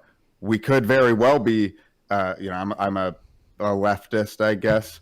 I guess, yeah, I'm a pretty big progressive leftist. I would like to push people towards us, but I have no fucking idea if that's actually happening. I don't have any fucking data to back that point up if I wanted to. And like I had said at the beginning, like, I think that if you're able to convince people like that, you're special. You're special. And you should use that specialness that you have for good, to promote progressive lefty things. Well, I always consider myself special. I'm dragging everybody towards me except for Doobie and Prime because they're special. Because Prime doesn't give a fuck what I say. He's like, fuck that shit. You can fuck right off that. And then fucking Doobie is like, he's in his own fucking esoterica of like study. Like, I swear he's to in God, hell. He's in hell. Look. No, but like it's a very literate hell. Like there's like demonic scripts of like ancient texts that he like flips through, and he's like, yo, what Connor said is fucking bullshit. Because I found some 500 pre-Christ shit written in fucking Aramaic that like completely. I don't know what. Are you talking about 4chan? I'm not, or 8chan. I'm just not sure exactly which chan he's. No, it's scripts and ancient scriptures are coming from. I just don't know. I think Captain Jones has turned into General Jones, and he's going for some frog legs for dinner. I'm looking. I'm talking. I'm gonna cook these motherfuckers up so good. Salt and pepper is all you need too. Just fucking delicious. It's a Minecraft server with a library in there, and then the books are written in fucking Aramaic. That's how far you got to go down the rabbit hole. Okay, Doobie. So two things. Connor, first off, the reality is my brain is just bigger than yours. I don't know how to say this. I don't know. Mr. Jones, I think you've got an inferiority complex. It doesn't take a special person to convince another person of a thing, right? I've been convinced of things by very stupid people. You've convinced me of a couple things, and I'm not going to tell you What? which ones. Seriously? What? You've convinced me that not all potheads are bad people. They're not all degenerates like people say. Now I support the legalization of all drugs. This is how far you've taken me. That being said, personally, I think that this discussion is kind of overdone. We've had this specific discussion a million times. What I'm wondering about, and getting back to the original topic, is do you think that this question, right, is transgenderism a mental illness? Not just this topic, but other similar topics that could be considered offensive, could be hurtful to some people, to even have the discussion, right, to entertain this as a possibility. Do you think that these things have a place on this platform? Not whether or not it's in the TOS, whether you personally think that this is something that should be discussed. Sure. Yeah. 100%. I think that there's a right way to be able to discuss issues like this, and yeah, I think this is a pretty clear TOS violation, so it's kind of pointless to talk about that. Yeah, I mean, I do think that we have to debate people in the marketplace of ideas, and on this platform, that is a Twitch panel, and yeah, that's why I come here to debate people. Okay. You said I had an inferiority complex. Maybe I just don't feel I don't know. Maybe I just haven't. You'd be I more haven't done effective that if you yet. get less weed. Okay? I haven't done that yet, and so like I just don't have any data so far. You know what I'm saying? Like, Cap, you're changing minds. Yeah, I think what you have is an imposter syndrome. It's imposter syndrome, not inferiority complex. That's fair. I definitely do have imposter syndrome in a lot of situations. Yeah. So really quickly, like, all right, don't trust Doobie when he says that, like, you should do. I don't like, trust more, Doobie. Yeah, I just end of story right there. He's just hoping that the drugs are fucking cut with something, and you develop like early onset dementia or some shit. That's fucking wow. It's a Thank fucking you, Counter, ruse. for fucking telling me this shit. Yeah, it's a fucking ruse. Don't trust that shit. But what I was gonna say is, like, actually, what's funny is, like, I had a conversation. Fucking CIA. Yep. See what happens when you fuck with me? Every single time. Remember this. Remember this next time, okay? Okay, Connor, Alice, go ahead. All I wanted to do is I just wanted to kind of say that, yes, I think this topic should be talked about. I'm not sure that it should be talked about by, breaking toss in your titles, but I think that it's important to talk about this topic. And I'm going to simp for Calliopean Club. We allow this topic on Calliopean Club. So please, if you have this question, go to Calliopean Club, talk about it with us. The way of platforming is important. So Lauren Southern might not be the best person to have this discussion. Lauren Southern is a white supremacist who's been pretty consistently messaging in a way that's not really very effective. She's kind of just kind of going for controversy or something of that nature. I don't know if I watched that whole video and she's not really very effective. It's not like she's really arguing for the mental illness side of things. She just wants to say trans people bad, basically. So you can have that type of discussion in a way that doesn't just equate to trans people bad. And that discussion is important to have, to talk about the things in gender dysphoria that do act like a mental illness and things that do not act like a mental illness. Most mental illnesses, like depression, you can't stop. Depression doesn't just go away. You can't treat it and magically finger snap it away. Whereas dysphoria actually gets significantly better or goes away with transition. So that's one of the things that's different. This is a discussion that's important to have because a lot of people aren't aware of that. A lot of people think that trans people are just, out here slitting our wrists all day. But that's not what it's like to be a trans person. We absolutely can end up with very, very, very good outcomes. And so can people with depression, and so can people with bipolar disorders. These things don't hurt you, in the sense that you're not just suddenly fucked up for life because you have these things. But the reason that, gender dysphoria is not as simple as just saying, oh, it's just like depression, is that it's not actually like depression. It's not a lifelong thing that you end up dealing with. And then people are going to go back and forth about this because the topic is interesting. I think that's fine. I think that's important. I think that type of platforming of an actual discussion about this is absolutely fine. It's when, people need to, go out there and say, trans people are just mentally ill and we should just put them into institutions. That's when it's not responsible. That's the irresponsible side of it. There's not really any reason to platform that. Before Doobie interrupts my internet again. So basically what I was going to say is like, yeah, that pretty much what Alice just said is the main problem. And these are the least effective debates, is when people are talking points machines. They don't address anything that was said by the opposite party. They don't factor it into their worldview at all. They just like assume that it's bullshit. You do the fucking debunking study bullshit back and forth like fucking a million times. And then also on top of that, like, you basically like, you just reiterate what your audience wants to hear, and that's all you do. Those are the least effective debates. And if there was a way to differentiate these things before they happened, I would literally like ban that fucking form of debate, because it does nothing. It does absolutely fucking nothing. It just reinforces people's preconceived worldviews. It gives them an avatar and a champion for their fucking ideas. But if nobody's willing to consume the opposite side's information and integrate it into their worldview, it fucking sucks. It's a shitty conversation. Yeah, if I can hop in off of that. And after that, Ty. Okay, so basically, yeah, like there's the whole problem with like in terms of dialogue trees and talking points, but I do want to kind of like adjust the conversation a little bit here, Connor. Is I think you're trying to do your best, right? I believe you have the best of good intentions. I believe you have a good fucking heart, no matter how fucking shot it is through bullet holes.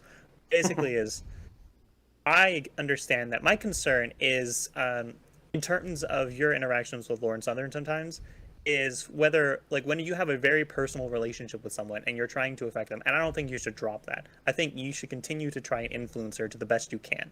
But the problem comes is, like, in, like, watching you and her debate together and all that shit, sometimes it feels like you're as, like, a vehicle of kind of, like, cloaking her a little bit sometimes. And basically is you kind of, like, do a little bit of, like, PR ad campaign for her. And I understand, like, she, like, she's going to be having to deal with a lot of hostility, but frustrating sometimes is when I see her argue and see her debate, she is pretty consistently an effective list of talking points with rhetoric flourish in it. That's like how I see her. So my concern is, right, when you like kind of like protect her sometimes and all that stuff, is you kind of like make her seem more reasonable sometimes than she is. And so that's my concern, if I just want to say like the biggest issue that I have potentially. Sure. And just to address that directly, it's like I'm doing the best with what I got, basically. And also on top of that, like just talking to her or whatever, this is where I can see, like, obviously she, in these spaces, she's a particularly like nefarious character. Man, I wish I could get LSD for 5,000 bits. Oh, 50,000. Sure, okay. Is everyone's trying to fix her. It's a good time. Like, it's a joke, Let's do it right? back in like, the, I can fix her because she's an attractive 90s. gal. And also, like, rhetorically, they're like, oh, her perspectives are dog shit, so we're gonna gravitationally, like, slowly but surely drag her over. And I think there could be like a certain like psychological resistance to that, where you're publicly saying like, oh, I'm gonna shift somebody, you know what I'm saying? And so that's where, like, I understand, like, associations, like, that's really difficult. What's funny is I'm actually from the other side, because we had I told Lauren before the Fanatic and Rose Wrist debate, listen, we can go ahead with this debate, but I'm not going to back you. Dude, stop fucking doing that. Are you fucking kidding me? Almost. Try again, yeah. Nope, never mind. Yeah, get fucked. Remember that last sentence, buddy? Remember that last sentence? And then we'll want to hear from you. Okay, so let's go to Ty. Yeah, I want to piggyback off of not Connor's last point, but the point before that about the talking points. That's really common on here, and I'm not going to call out names for people to do it, but I think it's incredibly ineffective. I want to talk about, people bring out studies. Studies have a place. I think they will change minds, but in a general sense is that big issue. People threw studies at me like, hey, public housing is actually saving people or, localities money. And I'm like, there's just no way. People are going to be resistant to these things unless they can intuition. Can't we use this? They use their intuition. Yeah, intuitive. A lot of people are intuitive thinkers. I am one of. And people are going to have like some kind of like intuitive grounding into how this could possibly be the case before they're going to be open to that information. When people told me public housing saved money, I was like, there's no fucking way you're spending money on people getting houses. But if you like explain that in a particular way, which is explained to me as an example, hey, look, dude, you have these people who aren't going to jail. You have these people that have a place to live where they're not constantly like seeking rent or, you know, having issues with getting to work. They have a place. Is that will fundamentally save money on the back end because you're saving on law enforcement, you're saving on property or protections, property insurance, that have you. Localities are actually saving money when it comes to that kind of thing. It's impressive. It's amazing. But if you had told me that 6 months ago, I would have told you were full of shit. So anyway, yes, you have to ground this into a particular level in a particular way where people are like, you know what, that makes sense. And that is a great example of the discourse online that has changed me. So thank you. Connor, do you remember that? Your final point? Yeah, if Doobie can stop fucking with my internet for a second, and everybody just like stay still, don't freak out my computer, okay? So what I was gonna say was that is that like I told her right before that debate, it's like I'm never gonna say anything that I don't believe with. So if you're gonna lead with these arguments, then you're kind of on your own. You have to be able to defend. And unfortunately, like that's kind of where she ended up defending for like 90 minutes of the debate. This is actually really cute since all the hands are up. So I'm gonna hold up a finger gun so somebody can screenshot this.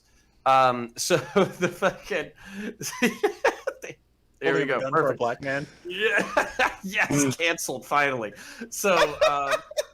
The point being, it's like what you're gonna hear from me is what I'm thinking, and that like I try to be really consistent on that. Like you're not hearing some fucking 3D fucking chess move, like what all that kind of bullshit. You're hearing what I'm thinking, and what I'm thinking is that I've said this before. I'll say it again. Lauren is representative of 55% of the Republican Party. I want them to be like me. I want them to be moderate or not give a fuck about LGBTQ issues because I want LGBTQ people to do well. I want them to care about people from different ethnic backgrounds in the United States of America because I think we're fellow citizens and I believe in civic nationalism. Whatever my version of the right is, I do want to drag them my way, but I am not in power. I am not representative of the right. Roughly 60% of the party looks more like Lauren than it does me. So that's where I just have to be sober, or like I have to be real about what I can accomplish and how many people I can sway. When the party looks more like a Canadian than American.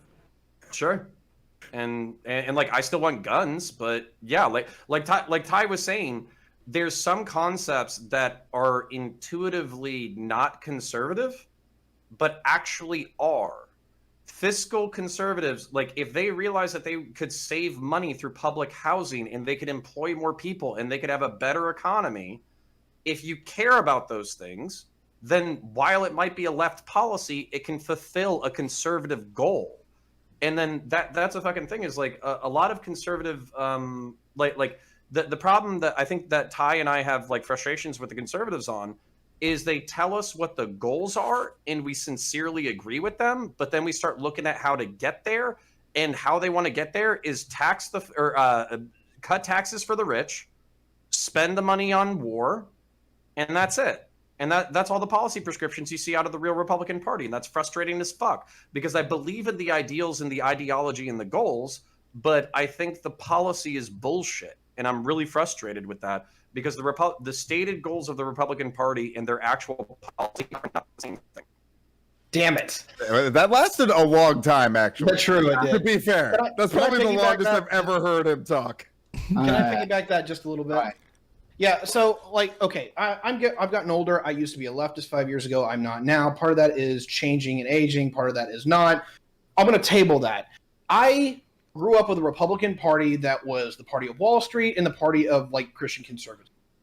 Parts of that party I didn't like younger, but now as I've gotten older, I identify with it more. I like the party of the people that said, no, we're going to run the FBI. We're going to be police officers. We're going to look after our community. Our institutions are fucking important. People need to run them. They need to be run well. I miss that part of the Republican Party. What I don't fucking miss about the old Republican Party was that it sucked Wall Street's dick constantly. And every time the people who used to run the party and were the people that I would really respect had to go to the election polls, they always had to suck Wall Street's ass because they had the fucking money.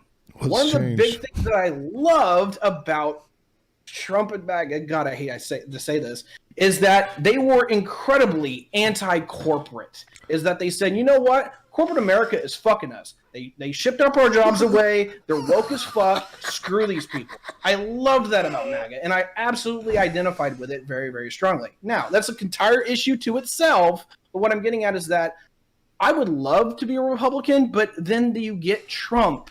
And Trump is literally the most fucking toxic, immoral piece of shit I've seen in a long-ass time. And I'm like, how do I vote for these people? I can't. Problem is, I feel the same way about Democrats, just in a completely different direction. So anyway, that's my rant over. I appreciate you hearing my TED Talk. Yeah, so I guess to respond to that, like, I don't think the right wing ever stopped, as you put it, sucking Wall Street's dick. I think that they elected Trump, and Trump is like, isn't he like a corporate? Isn't Trump just a corporation? Like, isn't it Trump LLC? No, probably not an LLC. Shows my limited knowledge on corporations. Anyway, so yeah, I just think like that panels are good at shifting people. Like, okay, look, I loved me some Christopher Hitchens back in the day. Oh my goodness, Christopher Hitchens was my hero for a long time because it was like him along with just personal shit that happened that really like allowed me to get out of my radical phase in my life where I believed pretty ridiculous shit. And so yeah, there's a lot of people, and that was like a panel. Yeah, I guess you could say like the back in the day panel in real life. Something maybe post-COVID we won't really know much about, but like, you know, this.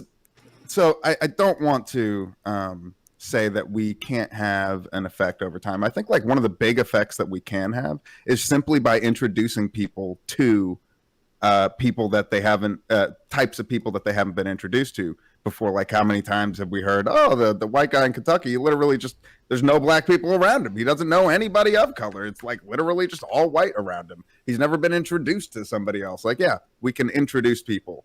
And you know, ultimately, my point was not to say that that panels or that having discussions about things can't change people's minds.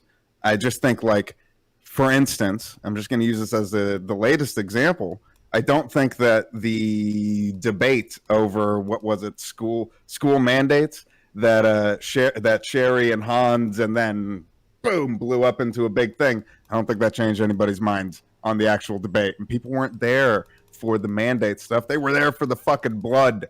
They were there for the entertainment. You know what I mean? So I just want to keep that in mind while we're like thinking and talking about this kind of stuff. Ready? Okay, so the whole blood sports debate, school mandates. Okay, basically, like Connor said, it's 80% flourish and 20% actual nugget of information. Okay, and like, responding off that, I sent a message to Jack. I'm going to start reviewing some of the sources she was trying to like cite. She was just really bad at arguing them, and Hans obviously was out for blood, right? We can understand how that's shit, and there's a real conversation that has to be had there. But looking at Connor and Tiberius here, so the frustration for me is like, this is where you've kind of like dead pilled me on this a little bit, is like, humans aren't inherently assholes to my perspective. I think they're tabula rasa. They are blank slates. And the problem comes as society exists, it drives them. People have drives, right? They want to live, all that shit. The society, as it structures itself, it centralizes itself naturally because it wants, like, naturally, as like hierarchy exists, it wants to do this. And so the problem comes is when you place this expectation of like, where you want people to like be responsible, be capable, and be like smart about it. The problem comes is as long as centralized systems exist, this is the end result. Get bad people, bad money, whatever reason, they can get into power here. So like, that's the whole frustration I have with that argument, is because you think, like, you give this idealized hope of like where people will naturally come to power and be good like advocates and all that shit. If anything, to demonstrate through like our entire history of America, that's wrong. So like, the frustration that comes is like influencing and just how society exists. people are influenced regardless if they think about it or not. People take on perspectives regardless if they're internalizing it. And naturally, as society exists, it will platform these people. And we have to basically understand as like common citizenry is like, we have to fight that shit all day long. And that's like, you could say that's the whole balance between power and citizenry. But I think that naturally, as society exists, there will be people in power who will want to shut shit down. So yeah. Okay. I think we've run this one to ground. So, hooray, we've done it. We solved it. We did. The horse is a dead pulp now. We fucking beat it to death, y'all. We beat the dead horse to death welcome again. to the communist society. We've changed people's minds. We did. Yeah, Succeeded. We've now Welcome to got consensus. everyone here is now fucking like ANCOM or something. We did it, Patrick. We saved the city. Back. You know, I believe what I said at the beginning of this more We're than never ever gonna now. have this debate about how to change people's minds ever again. Ever. This topic will never show up again. Oh boy. All right. So, Welcome to the meta topics. all right. Hooray. So we're going to go on to our next topic before we do that. Hey, if you've stumbled on this channel, if you like what you've been hearing, right? And this has actually been a lot calmer than most of our conversations here. Then hit that follow button right now and make sure notifications are on. So you know I'm going live. So I do 6 nights a week. Don't want you to miss out on all the content. !social and chat to follow us on social media. Follow us on Twitter for channel updates. Jump into the Discord where you'll have all our conversations, like the offline, online. We're having so many conversations, heart and soul of the community. Want you to be a part of that. So join the Discord and the YouTube is where you'll find the VODs of everything. So subscribe, like, and comment. All right, thank you so much. Let's move on to our next topic. And thank you, Counterpoints, again for the last one. Much appreciated. Topic 2. In Ohio, a mayor has called for the school board to resign after parents complained about a book given to high school students. The book featured a number of writing prompts that some considered to be inappropriate. One prompt asked students to, quote unquote, write a sex scene you wouldn't show your mom, and another which said, rewrite that same sex scene from above into one that you'd let your mom read. Yet another prompt asked students to drink a beer and describe how it tastes. The backlash has been harsh. One person suggested installing cameras in classrooms so that parents can monitor what their kids are being taught. Another claimed that the textbook amounted to child pornography. Do you think that the backlash is at all warranted? If your child had received this textbook, what would your reaction be? Are parents poorly equipped to assess these sorts of situations? And we got this from our gift from Mad Latin. Thank you, Mad Latin, for the kindness for sending me that article. But yeah, so this is a weird one. Yeah, so big backlash in this one particular town against this, like, it was called, what was it, 642 something, 642 like writing prompts or something, I forget.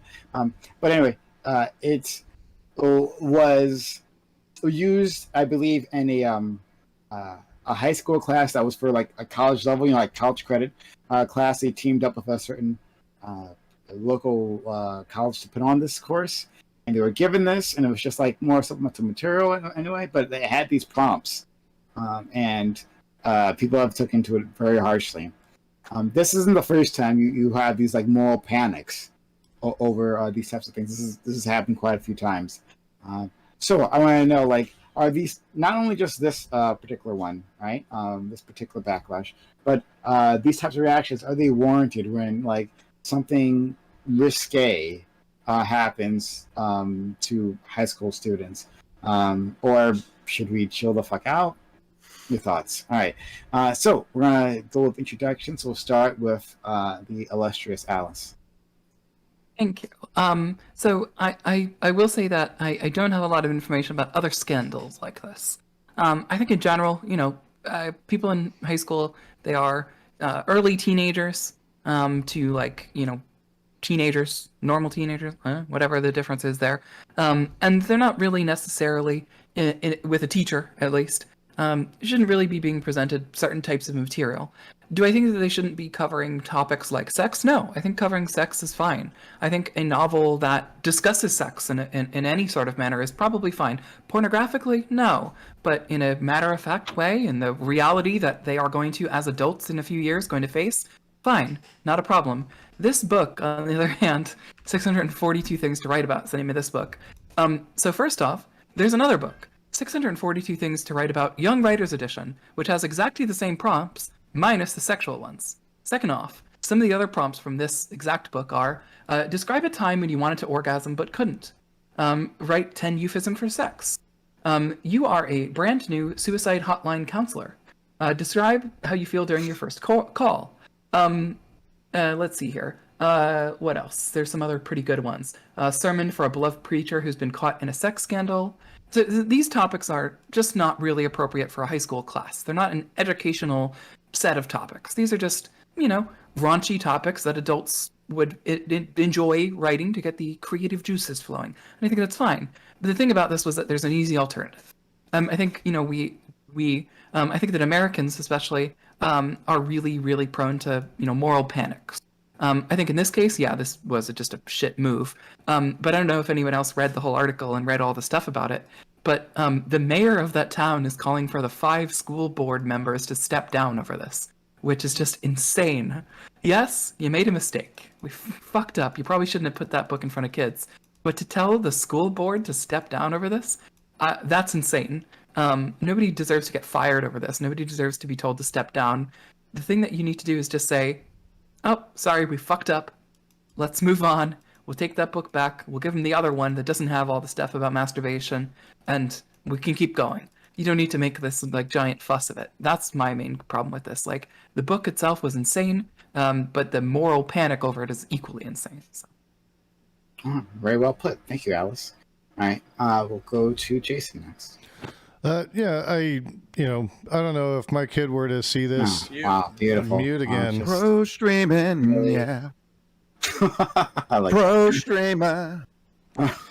I'm just trying to be respectful so you guys don't have to hear me burp and fart, okay? I want it. But,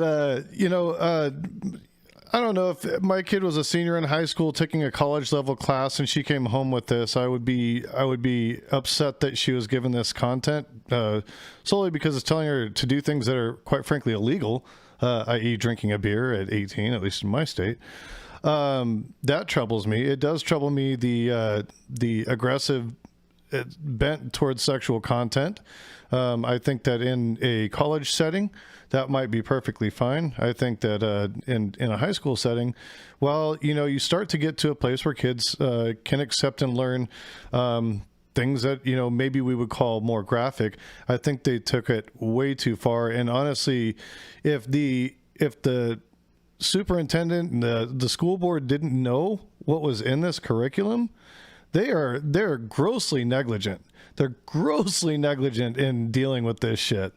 Because my understanding is most of this shit comes down from the school board. It's not like just an individual teacher says, okay, we're going to distribute this book. I could be wrong. Different school boards are different.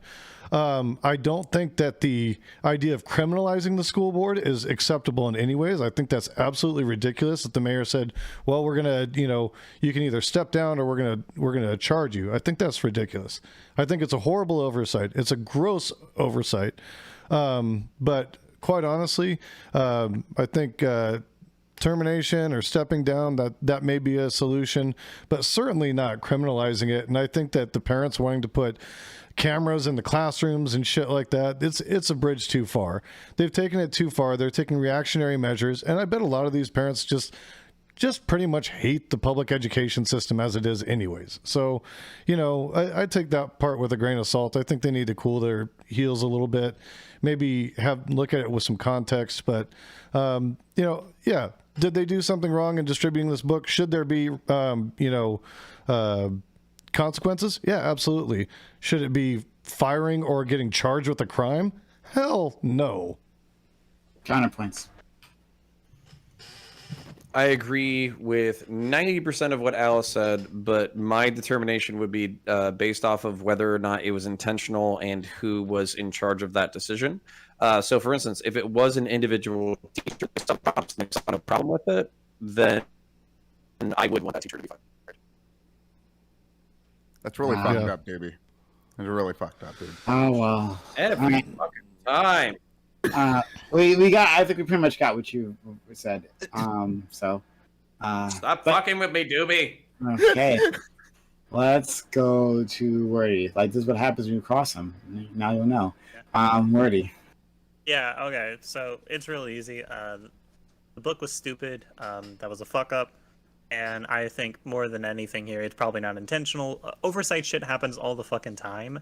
And a lot of people like to associate this with like an intention thing where people just fuck up because they weren't necessarily like, I don't expect like school board members to like know what shit they're necessarily producing and be like, this looks fine, whatever. And like that's usually the intentions I expect to be happening, and that's really frustrating to deal with. Is like they, to some extent, they just don't care, or they're either passive about what happens or what's consumed or what information is happening. So basically, is I can understand wanting to be like parents, like, yo, this is weird and fucked, but like the whole moral panic, and this is just like a common thing that seems to be happening more and more now, is like talking about the whole like anti-CRT dipshits. We talk about like the all the people like who are harassing like board members for like talking like, hey, we need to have mask mandates in the school, and like those kind of people, and like this whole moral panic about this right now. And I think fundamentally is I can understand the frustration where parents come from. I think the reaction here is just, it's not acceptable. Like, it's really fucking extreme. And that mayor, like, I read that shit too, and it's like, dude, like, holy shit, like, you haven't even done an investigation. You're literally just like doing this whole reactionary bullshit for no reason. And that's just my opinion. It's like, yo, you should probably make sure this doesn't happen again in the future. Just like review the information at least a little bit, so this isn't like just read through it, but like at the same time, like, people are going overboard about this. Like, shit happens, things get fucked. As long as people aren't intentionally fucking things or whatever, then it's fine. Tubi. So I mostly agree with what Alice said about this kind of being like this moral panic thing. I think that that being said, I don't know if I give a fuck, to be honest with you. This isn't a college credit class, right? These are high school seniors, right? So like if they're, talking about drinking and masturbation and sex in a high school credit class or whatever, I'm sorry, in a college credit class, like what, do we really give a fuck? Is it really that big a deal? I don't know. No, I agree. Maybe they could have avoided all this by just getting the book that's produced for young people. That would have solved all these problems. But they didn't. Whoop-de-doo. Big fucking deal. I just don't care that much. I think that calling this, characterizing this as child pornography, that these people are distributing child pornography in the classrooms, is totally batshit insane. Wanting anybody fired for this, totally batshit insane. Worst case scenario, cut out the pages with the naughty words and move the fuck on. It's really not that big a deal. Okay. Smug. Yeah, so the mayor is a dumbass from this claim. He has no legal claim to it. The local prosecutor and local civil unions are already fucking like going at his ass for just otherwise being perceivingly straight up threatening these teachers with litigation when he has no claim. When we look at this, so this book is an extension, like, so as we know, the college class, the high school, it was a accelerated course. It was high schoolers who take a college course to get credits beforehand, right? And so this book is the same book that they used in that local private college, Hiram College, and so it's important to note, though, like within this, like, because even the article characterizes this as, oh, these children are having to fucking write about sex and shit. These children are being forced by the curriculum to fucking write these in-depth fanfics. Well, no, that's actually not true. From what I've been seeing here from multiple sources, that at least, well, first off, most of them don't even elaborate on like the aspects of the book that they're pulling out of, but the ones I have seen are ones that effectively say, within this class, they're only taking out about approximately, the source I have here says about 6% of the prompts in the book and none of them are relating to like death, murder, sex, or substance abuse, or like dark humor or otherwise completely arbitrary mundane shit. Like those particular ones, like the ones in question, weren't the ones that are being used. And so that's very telling that this is effectively just like basically like a helicopter parent basically saying, hey, give me your stuff, I'm gonna skim through it, I'm gonna look through all this, and they saw it and assumed, oh well, they must be teaching my kid this.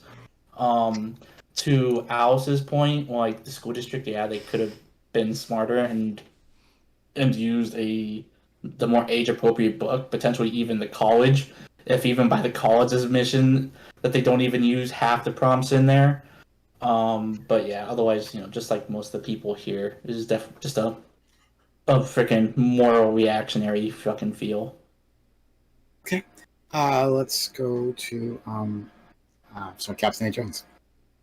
Yeah. So basically, I agree with Alice, and I just kind of think that this seems like it's how would you call it? It seems like an accident. So or possibly maybe not even an accident. And so this all seems a bit moral outragey. But what this also really feels like is maybe like a microcosm of it, rather. But it feels like the recent recall of Gavin Newsom, where I think that a lot of the people who were mad, who may have signed the petition, were mad about other things, or they're blamed. Like when you ask people what did Gavin Newsom do? Oh, well, he just he went to the French Laundry. That's really it. That's it. So it just feels like people are mad about a ton of things legitimately right now during COVID, with losing their jobs or whatever is personally affecting them. And I think that this is an easy kind of punching bag for them to go after, because honestly, I don't really see much of anything here. Okay. Tiberius. Yeah, so usually it's a cold day in hell when I agree with Doobie and Smug, but apparently we're freezing today. Okay, anyway, to address this in any kind of way, to a large degree, is that I hate the moral outrages. Sometimes I get it a little bit here, but in a general state, I hate how we handle high schoolers with fucking kid gloves. We're like, oh, they're so susceptible. Actually, I want my kids to be susceptible in high school, because if you are going to grow as a person, you have to be you have to be susceptible to new ideas. Some of these are going to be a little toxic or dangerous, but if you don't live, you're not going to grow and develop as a person. On top of that, this is a high school class, yes, but it is a college accredited class, and we are assuming that these people, probably 17 or 18 years old, are of a mental maturity or competence that warrants that class being in there. So to a large degree, if I was a parent, and I'm not one, I would largely be like, all right, this is part of the course. You're in a college level class, you're going to deal with college level topics. I kind of get the outrage a little bit, but to a general overall view for me, I don't care. This is bullshit. Like, calm your shit down. The reaction actually bothers me significantly more than the actual action that was made. You're going to put cameras in fucking classrooms? Are you kidding me? Get out of here. I'm going to end with that. Okay. All right, up into the panel. I'm going to say something Okay. Really quickly. I see GSU in chat complaining, okay? Pretending that high schoolers don't know what sex is, right, is fucking batshit crazy. Like, I'm sorry. I was having sex at 12 years old, okay? Jesus Christ. We have the internet. These kids know what sex is, right? Having a writing prompt that says, hey, describe your first time or something isn't pedophilia. It's not that fucking crazy. If you don't like it, sure, I can understand the a helicopter parent thing. Just ask the teacher not to cover that. It's not a big deal. Yeah, well, and the thing is to say, to emphasize this again, though, like, there's no evidence at all saying that these students were required to engage in those prompts for their course. Unless this is like what we want to go down, if the teacher should, or like if it'd be okay for them to, like, we can go down our route. That topic's a little bit different than like what's actually going on. I definitely get the sense that this was an accident. I'm not gonna fry from there. I don't think the school board would have approved it. But even with that, it's just in a general sense here. Yeah, I'm 100% with Doobie. I just didn't want to monologue earlier. You're telling me these kids haven't drunk? There's a 35% chance being at the age of 18 they've already drank. There is a 35 to 40% chance, depending on where you are, that they've had sex already. Like these may be mature themes, but quite honestly, they're already exposed to this. They're neck deep in it. Connor, go ahead and chew me out. Okay, so I was gonna say Doobie installed malware on my computer and I eliminated it, so that gave me like 20% better usage. So we should be okay. I think I found it and I destroyed it. So basically, when it comes to the subject, I'm gonna try to channel my inner GSU. Okay, the problem. All right, like I actually am with y'all on one front, which is like when you're 16, 17, 18, you need to be ramping up to be an adult. Okay? Like you need to get fucking ready. There's going to be bigger problems than people talking to you about sex and drugs and rock and roll and fucking war and all that kind of shit. You got to get ready real fucking quick. That being said, I do think that the parents have some level of authority there. Let's say that what Smug Pug is correct, that they just use the prompts. They only use 6% of the book. They didn't use anything that had any gratuitous shit. Fucking awesome. Squashes the fucking beef, right? Like there's no beef here. The thing that I do take issue with though is kind of like insinuating like, oh, these are teenagers who are just doing fucked up shit anyways.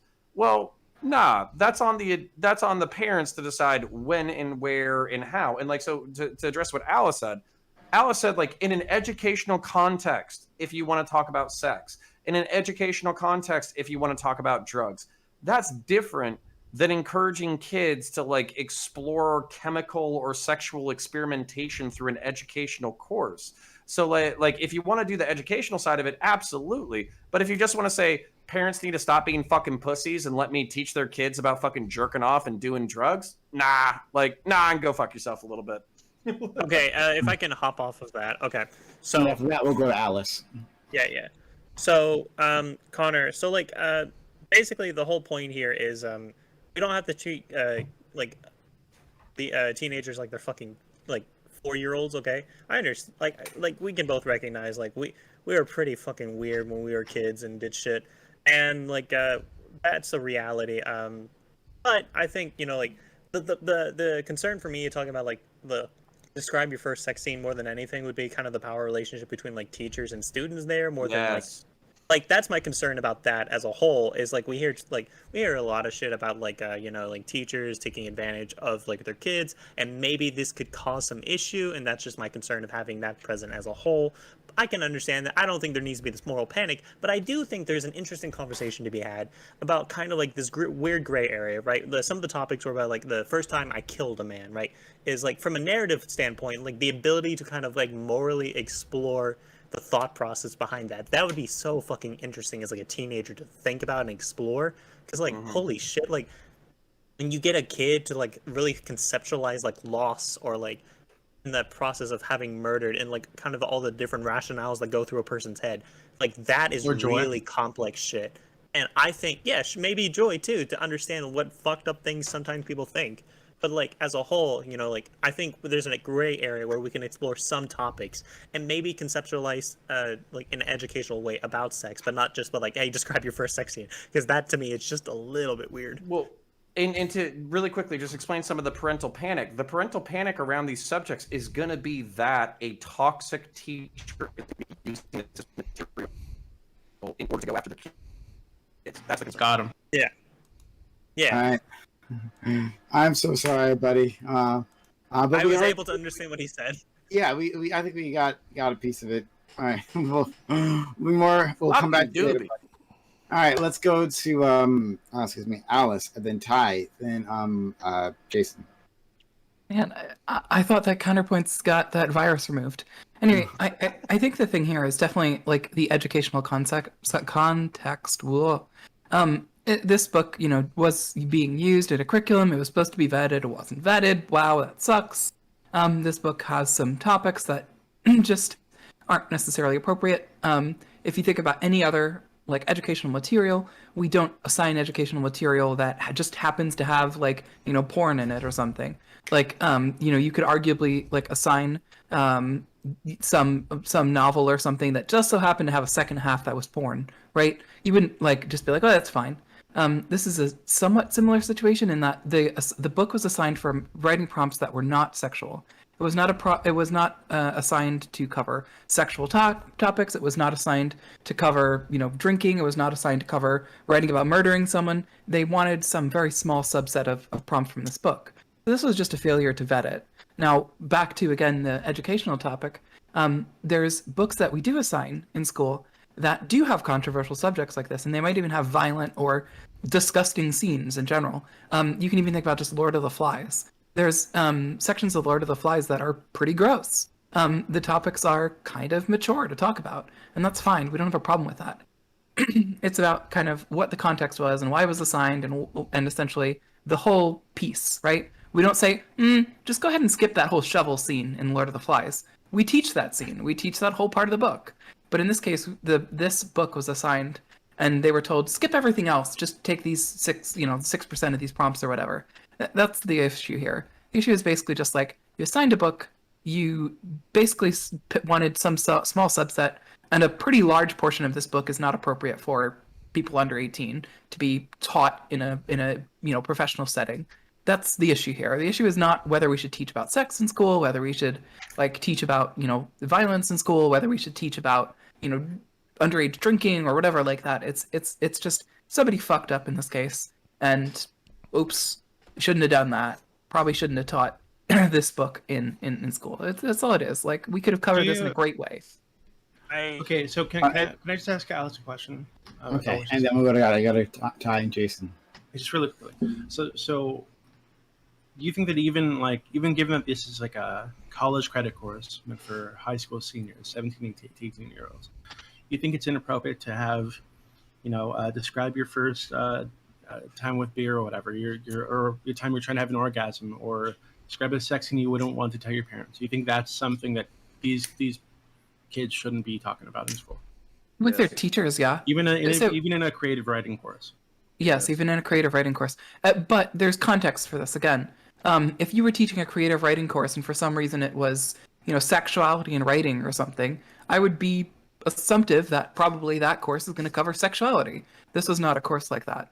It's about context, and these are people who are underage, right? And that's kind of the problem here. Can I ask you a follow-up question? So what about scenes like describing murder? Should they be reading and writing stories that involve murder or violence? I was literally about to say this. Alice, have you ever considered the fact that Americans are terrified of sex but love violence? Have you ever thought of that? I've already said though that a book that has a sex scene in it or something like that, I don't think that should be banned.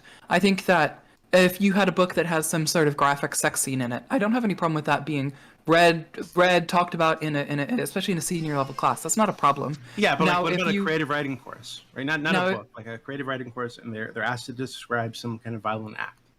I would probably have equal of a problem. I mean, it would depend on what the course was. So, like, I can't see very many reasons to have somebody prompt, you know, tell me about the last time you masturbated. I don't really want to know that about a 16 or 17-year-old. That's not really appropriate for a 16 or 17-year-old to be talking about or writing about in a course with a teacher. That's not appropriate. That's kind of the issue here. And the same thing would be true of like violence, right? Tell me about the last time you murdered someone. I don't really want that topic for anybody, right? But these topics are just a little more than just talk about, you know, write a scene of like a murder or a death or something like that. This was literally, tell me about the last time you masturbated. Write about the last time you couldn't orgasm. These are just topics that are just a little inappropriate for a 16 or 17-year-old to be engaging with an adult with. Ty, go ahead, please. Oh God. Okay, yeah. So here's the thing. Like, I'm not on this rail at all because there's a level where it's just like it's either like teachers are just mouths full or they're pedos or whatever. I'm like, I can't get behind this because simply I'm going to break it down to this. If we're going to trust our teachers to give our kids sex ed, right? They're going to talk about masturbation. They're going to talk about sex. They're going to talk about all of that shit. But then you're not going to trust teachers that, hey, they're going to have that kind of conversation, whether it's in a different class or not. Why do we even have sex ed in class? Like, there's a complete breakdown here where I don't get it. We're going to trust teachers to teach our kids about sex, but then we're not going to touch our teachers to not talk about sex. Like, what the actual fuck? Like, where is this ideologically or like logically? Jesus Christ! Roll it back a little bit. A sex ed teacher is a very different teacher than your English course, assigning a totally different set of prompts on accident. That's the difference here. A sex ed course teaching about sex ed is a very different context than someone accidentally having parts of a book they didn't read, didn't realize had these topics in them. Like, that's the difference. It's about context. And also, maybe we would trust teachers more if they stopped fucking 13-year-old boys. I mean, seriously, holy shit! Yeah. Like, where the fuck? No, I'm Is actually this a gonna big fight Connor for citation once. needed Let's go. button? Look, dude, no. Citation needed. Ty, go ahead, Ty. Yeah, all right, dude. This is the kind of shit that pisses me off, right? Look, bad things happen, right? You know, teachers will fuck kids. That's not the majority. It's not even the vast plurality, right? You know, most teachers are good fucking people. They're trying their ass off. And quite honestly, most of them aren't paid good enough. They're not treated good enough. Like, literally, this is just fucking a massive distrust of teachers, dude. I love you, Connor, but no. Like, we have to give these people some real fucking credit. They're just trying to do their job. Sometimes maybe it's a little bit out of scope. That's why we have fucking school boards, is that we say, you know what, this is okay, this isn't okay. But I am 100% going to disagree on you that this is out of bounds. I'm As a matter of fact, Push back quickly and let it, Jason. okay, so as a matter of fact, fucking Captain A. Jones, I'm not even going to link you anything. Literally just type in teacher sleeps with student into google.com and scroll and let me know what number you get to when the story is not about a late 20, early 30-year-old fucking woman having sex with teenage boys. Just let me know what fucking number you get to before you have to stop clicking next button, all right? But I feel like this is No. So an Jason's outlier. waiting. Jason, we'll go to Rudy and then Captain A. Jones. Let me make sure I'm unmuted this time. Okay, You are. good. I'm pro streaming now. Okay. All right, look. I get teachers teaching sex ed. That is one thing. That's a health class. They're not advocating their students to go have sex and talk about their experience. They're not advocating their student to talk about drinking beer. The prompts were advocating for that. I don't disagree that you should talk about, different subject matters. I don't disagree that you should talk about hard subject matters. I don't disagree that you should talk about many of these things. However, context matters. And those exercises were dog shit and the book shouldn't have been distributed. Now, the good point is that the school didn't try to have those kids conduct those exercises. Great. I'm all for that. That's great. They had the sight enough to say, okay, shit, we may have messed up. We at least got through the book far enough to see, like, yeah, we shouldn't discuss these.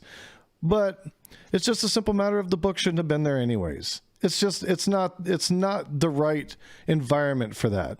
And yes, they're 18 or 17 or what have you, and they're going to go do what they're going to do. But that shouldn't be the institution encouraging that. That should not be the institution encouraging that. Okay, hey, So hold on, Brian, no, don't stop. Don't care. This.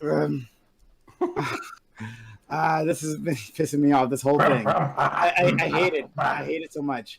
Get him, Bob. I don't. I do not see. I don't see the particular damage that happens when a person who, and many oftentimes these kids, not all kids, but many oftentimes kids have actually experienced sex before, right? Talk about their experiences and their feelings. I don't understand I apologize. Alice's point. That don't look at me that way. I apologize. I don't understand Alice's point that teachers are like the writing teacher is somehow a different breed from the sex ed teacher, and that these are topics that we discuss and interact. And these kids. They deal with these things, right? They deal with these feelings all the time, and giving them an outlet to work it out.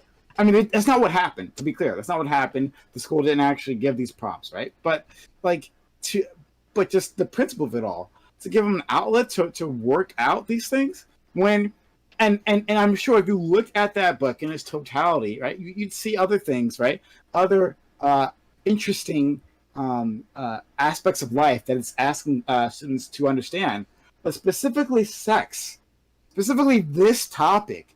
This is the thing. No, we can. This is the line and go no further. Why? Why? I can answer that. Kids deal with this constantly. They are, and they're curious about these things, and they talk to each other about these things. Like, we all understand this. We're not that far up in age, maybe except for Jason, or so, not that far in age that we can't remember these things. So I don't know what is the fundamental, like, a difference here. What makes it? So we'll get a wordy than Connor. All right, you can finally go. All right. Okay. People. So there's a component of culture where basically Americans are like, ugh, sex, but we can all acknowledge that. We can understand that humans are dealing with that whole complex portion of like where a lot of kids are having sex and shit. But that doesn't mean we just have to go laissez-faire about it, right? There's a like to kind of bridge the gap between Connor and Tiberius here is like there is a complicated aspect where it's a series of complex interpersonal relationships, not just between the student in the book, but it's also the relationship between the teacher and the student. And basically here is Connor. I understand there is a skepticism to some extent about teachers, right? For the majority, teachers are not going to be trying to do this shit with kids, right? But the unfortunate reality is the mechanisms kind of set up incentives sometimes for a parent to kind of abuse that. From like an anarchist perspective, thanks for the follow, that's Mikey what P. happens. And the problem comes is, a lot of parents aren't going to be involved in it. They're either like only coming for like the grading shit, and they're just not present for a whole lot of shit. And that's a problem on the parents there. But ultimately, that kind of like lack of transparency or lack of awareness on parents. And this is the complicated aspect, right? It's not just children here, but it's the relationship between the parents and the student, and the relationship different type of topics, right? Sex ed isn't talking about the interpersonal psychological relationships that comes with having sex and the sexual relationships themselves. And in terms of just like learning how like, hey, don't fuck without a condom, don't get STDs and all that shit, right? That's not interpersonal, that's not psychological, that is just like pure biomechanical. So looking at the whole complex relationship of creative topics, there is a way, I think, to healthily, constructively explore this, but on its face, just like say, hey, describe a sex scene, that is just like really just not really nuanced. It's just like on its face, not unabashedly nothing. So like I think personally you can explore things like murder. Like the whole topic was like about like the first time you killed them. It's not like actually they killed someone. It's just kind of exploring the psychological narrative. And so like yeah, it's just the same thing about the sex scene. Oh, can I answer this, please? For the love of God. The same thing. All right, go ahead, Connor, Alice, Smug, Ty. Okay, the reason why is because a teacher, like I'll actually describe why it's different. So if a teacher had a creative rating prompt around violence, that teacher very likely is not trying to engage in violence with the student. However, if you talk about sex from a creative standpoint, you're giving an academic pretext through which a teacher can be talking to their students routinely about sex. There's a power imbalance in these relationships. These people are fucking minors. And on top of that, not only that, but there is a sex abuse problem in high schools between teachers and students, people who are minors. So you're opening up this door for abuse that can be taken advantage of, because when a teacher is basically looking for people to talk, like young students to talk to about sex, they can hide behind an academic pretext in order to cover up predatory behavior. Whereas if you ban this topic, then there's no such opportunity in order to do so. And this is also why, here's another real thing that I'm just gonna fucking say, that like, I'm pretty sure like 90% of fucking teachers are women. Seriously, it's bad. And part of the reason why there's a sex abuse problem in schools is because of an employment disparity between the fucking genders. If you want to stop seeing 30-year-old women fuck, I'm serious. Squad W, boys. Squad W. No, if you want to stop seeing fucking women banging fucking 15-year-old boys and shit, then you need to get some fucking male employees so they have normal people to talk to.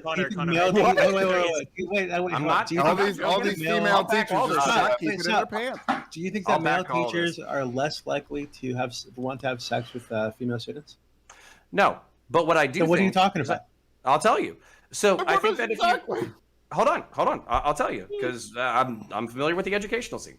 There's I don't want to there's spend a, too long on this because I want to focus on the actual thing and not just like sexual assault. Okay. Okay. Teachers. Right, Cool. but finish your thought. Okay, so the thought is that like so teachers work their fucking asses off. As Tiberius was saying, they're spending 60-hour weeks fucking working their fucking asses off. They don't have time for fucking social lives. They don't have the ability to date. So because they don't have fucking time in order to do that, and because they don't, I'm serious. I'm fucking serious. You're seriously wrong. Yes. I don't give a fuck. So all right, let me go out on my fucking limb. All right? That So explains a lot. Okay, let me finish the fucking idea. So the point is, when you actually increase like a gendered representation in an employment space, it gives people to have a social opportunity to explore relationships that are socially appropriate. It gives them dating situations that are socially appropriate. I almost guarantee you that if you upped the masculine representation within like social institutions that are dominated by women, you would actually see a decrease in negative behavior because they would have better opportunities Because they'd be in fucking order to each other. find partnership. Wait. What if we just lower the amount of hours that they're working? Wouldn't that have the same effect? That'd be great. We gotta. Okay, so I don't want to derail into this because I know this topic. I've dealt with hundreds of opinions on this topic. I just want to say something. As a parent, I sure as hell don't want my kid being influenced by books and shit, encouraging them to have sex and drink, even if they're already doing it. Why would I want to encourage them to do that more? Come on, it makes common sense. Can I address this? Because it's based. What are you talking about? Well, I mean, of course, it's not. I mean, do I want my kid going out drinking beer? No. Is what I was saying. Yeah, but Jason, you drink and get high on stream. Like, what are you talking about? It doesn't You're not matter. you're not influencing your kids. I don't want everything for my kid that I do. Shit, man. Oh God. Can I address this? I do not understand. So Alice, Smug, and Ty. I do not understand this mindset. I don't get it. We don't want teachers fucking our kids. What else is there to get? I don't want them encouraging my child to drink alcohol. Like that's the biggest thing I have. I don't want to have my kid be an alcoholic or drug addict. You are assuming that this the one thing necessarily leads to the other thing. Those are not necessarily the case, right?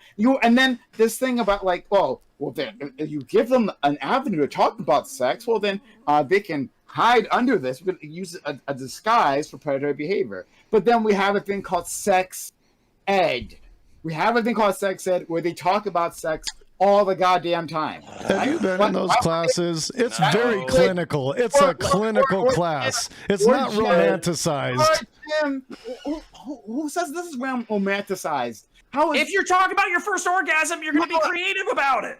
Mine was not creative at all. Okay, I can tell you right now, it was pretty fucking boring. Well, see, and I think first of all, I think that's even the problem with sex ed, and that sex ed shouldn't be. If it even is that clinical, then it shouldn't be because you want people to engage the topic, just like for any other topic. For any other topic, we want kids to be engaged, to feel like they are a part of whatever is happening, right? And to share their experiences and to integrate that within their lives, right? So if kids are having these experiences or wishing they were having these experiences, thinking about these experiences, why would we want them to give an outlet, a safe outlet in school, where else would it be? Because it's literally not going to be safe anywhere else. They're going to look for an outlet for these things, and it gets worse from school.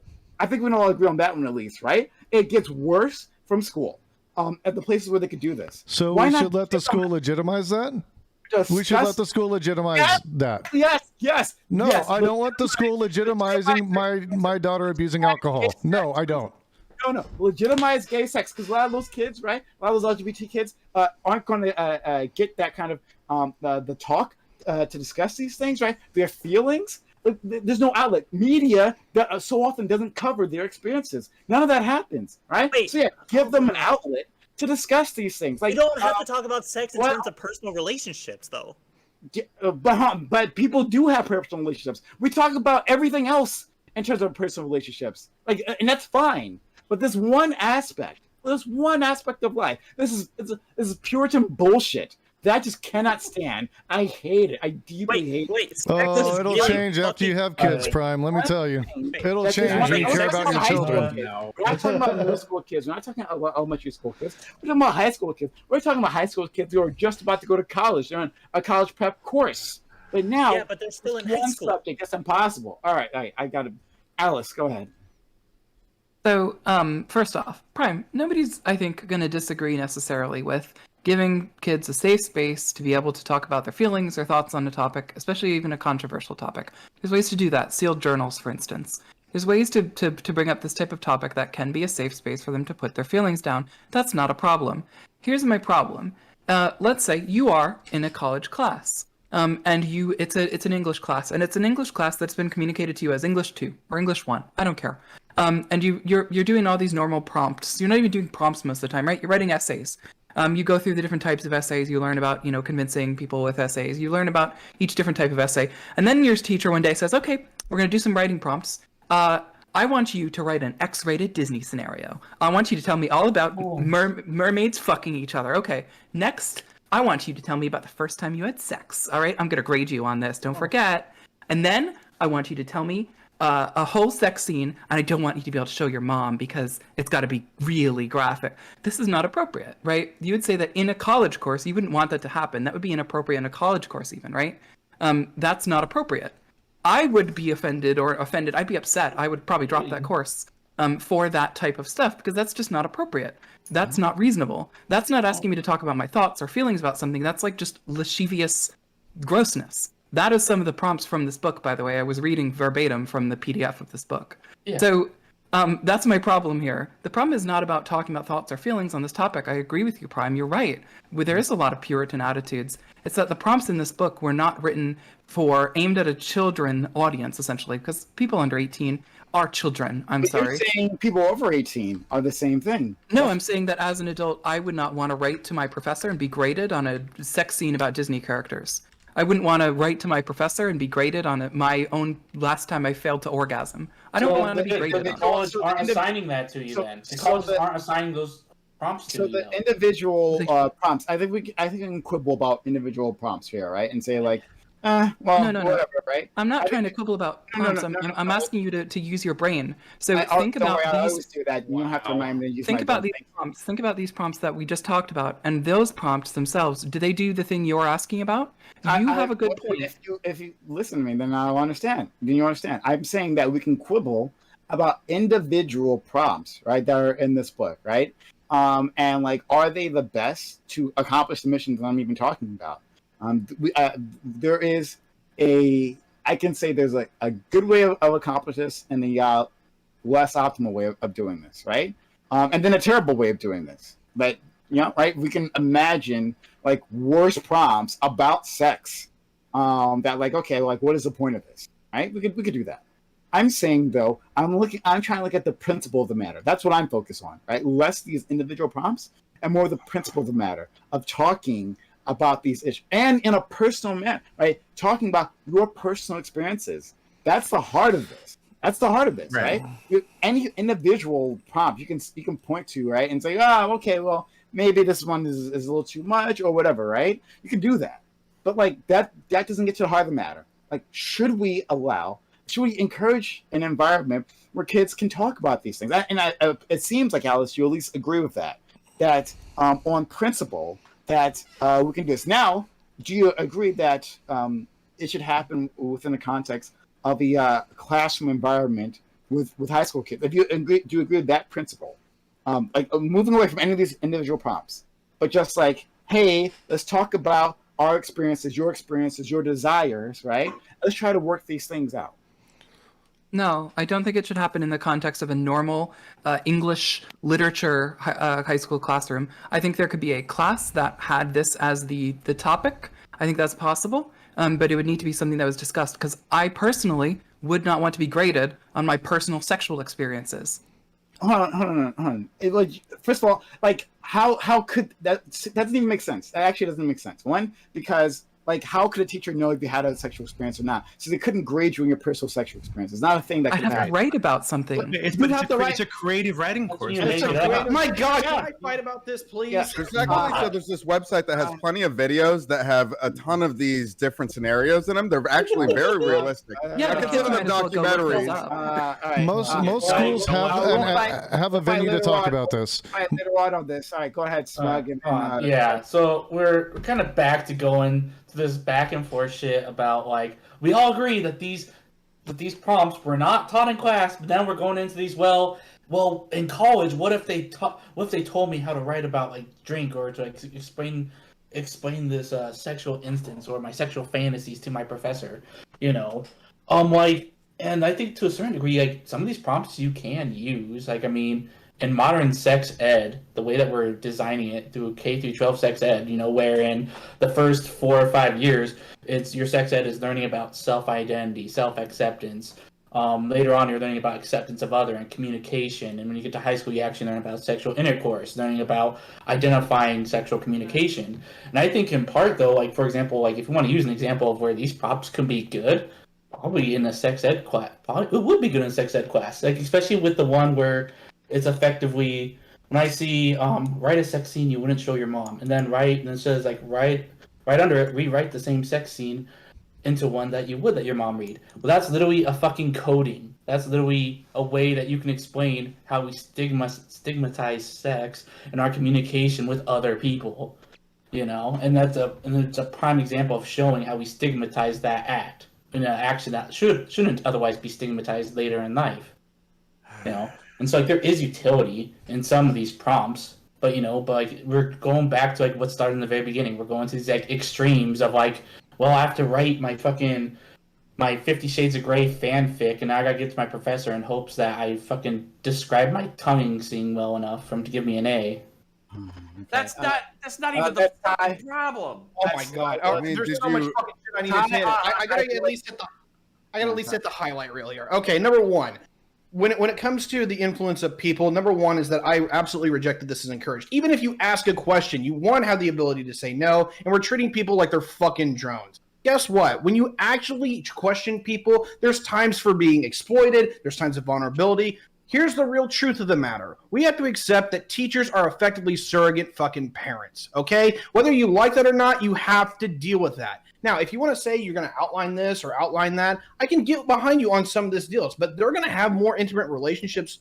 I don't know if I want to use that word. Pardon me. They're going to have more constructive relationships with them as they might as well you as a parent, because they're dealing with them just as much as they're dealing with you 8 hours a day in some cases, right? So is there a dynamic of vulnerability here, Connor? Yes, I will grant that. But vulnerability comes with growth. We're going to have to accept that sometimes some shit gets out of whack, bad things fucking happen, but we're not going to throw all of our teachers out of the fucking bin just because one or two bad things happen here or there. Go ahead, Connor. You're right. But don't, as a surrogate parent who is not I vetted my fucking wife. I dated her for 5 years before I fucking married her, and she's still a fucking lunatic. And like, and by the way, clip it and ship it. So I don't want some random motherfucker that I don't know reading about my son jerking off as a part of a fucking class, and then maybe using that as a fucking way to leverage their intimate relationship into something else. Fuck no. Leave it Connor, alone. Can you By really the way, trust? hold on, Ruby, I don't give a fuck that at 12 you were shooting meth and having orgies. I don't give a fuck about your weird fucking inner city fucking poor bullshit, okay? Do you shoot meth? I thought you smoked meth. Yeah, he just had orgies. I've never done totally drugs in my unrelated. life. Fuck you guys. Oh my god. Okay, Doobie, go ahead. You're just gonna piss me off, but please go ahead. Okay. Connor, so you made this point earlier. Hey, we can't have these teachers talking to these children about sex because they might use this to get close to the children, and all these female teachers might fuck my son. Okay, sure, but given the fact that so many parents molest their children, can we trust parents to talk about sex with their children? Given all the parents out there molesting their kids, Connor. Okay, so this is, by the way, when we're talking about like public education, we're talking about state mandated education. We're talking about things that are enforced by the states. Oh, shut the fuck up. Shut the fuck up. So what you're telling me is that as a surrogate parent, I do not have the right to assert my authority as an adult over what my son is taught about fucking sexual subjects. You're saying I have to involve a third-party surrogate from the state for a hypersensitive and hyper-important conversation. I don't think you're a surrogate parent. I think you're just. Yeah, Kind of what I'm teacher's a telling you surrogate is parent. that That's what because Tiberius so many surrogate parents out there molest their children, I can't trust you. How do I not can trust you to talk to these children about sex? I'd rather have it done. I'm not talking to your kid That's about so sex. bad faith, Toby. Okay, That's okay, a bad okay. faith I'd rather have argument. done in an educational setting with can I hop professionals.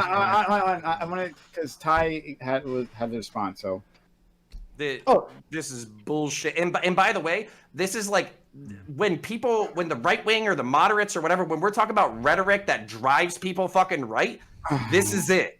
okay, This Ty. is fucking bad. Did I I'm a suddenly lefty, become Connor. Just remember that. Here, what the fuck? All right.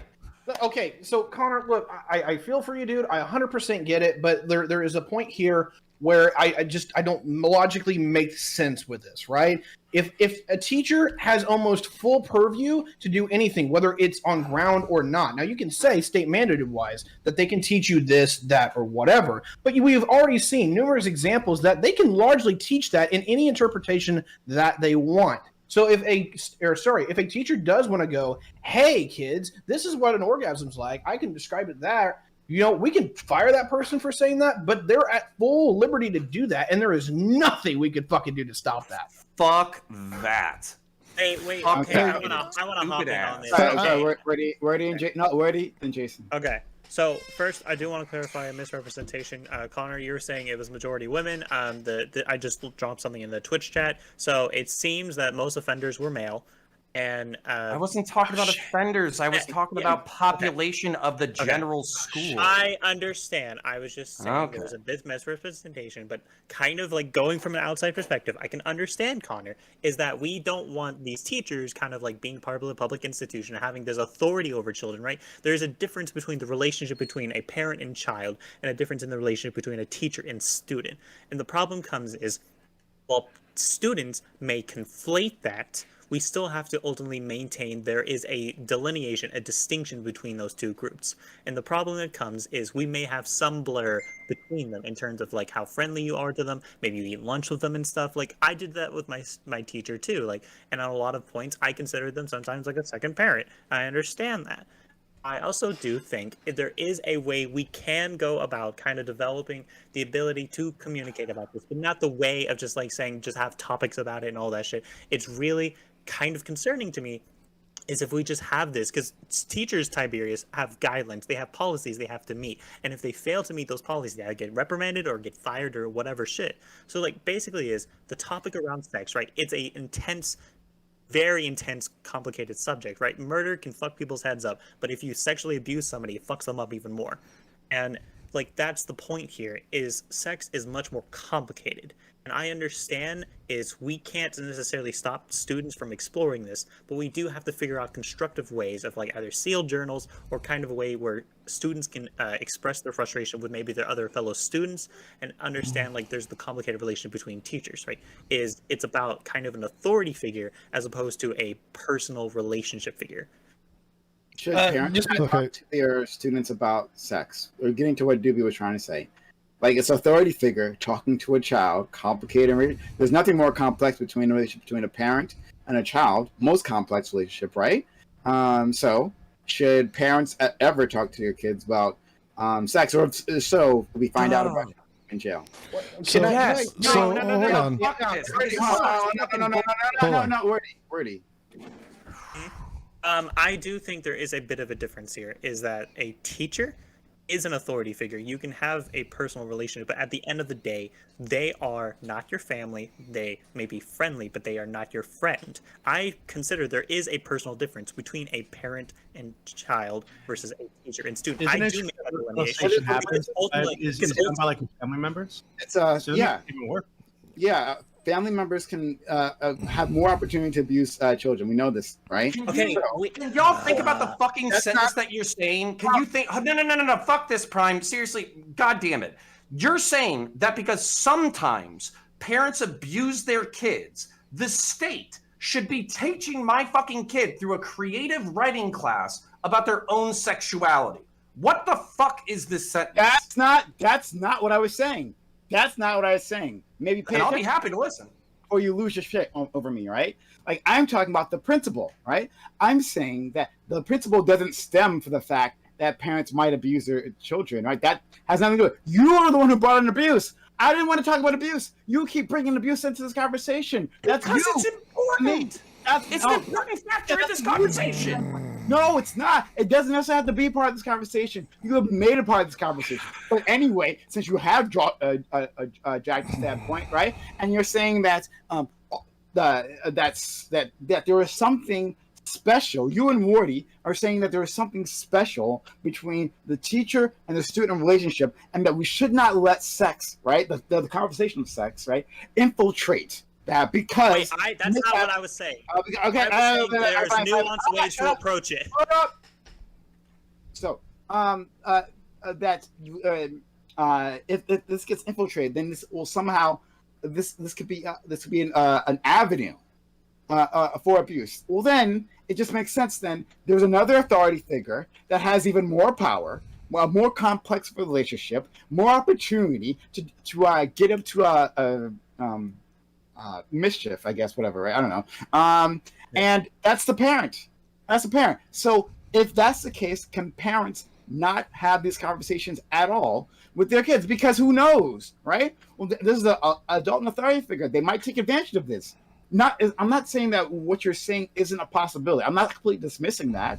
It's definitely a thing that could happen. Sure. Okay. But is that worth the loss utility of not having these conversations? And again, in a safe environment. And you may not, and those kids, remember, those kids may not be able to have this conversation at all at home. There are parents who are uncomfortable talking about sex, very uncomfortable talking about gay sex, or the whole idea of being transgender or anything like that, right? Or they just may not have the proper information to be able to relate to their kids, right? There's a whole list of reasons why parents may not be able to do this. So there's school, and then there's the rest of the world where we leave kids to fend for themselves.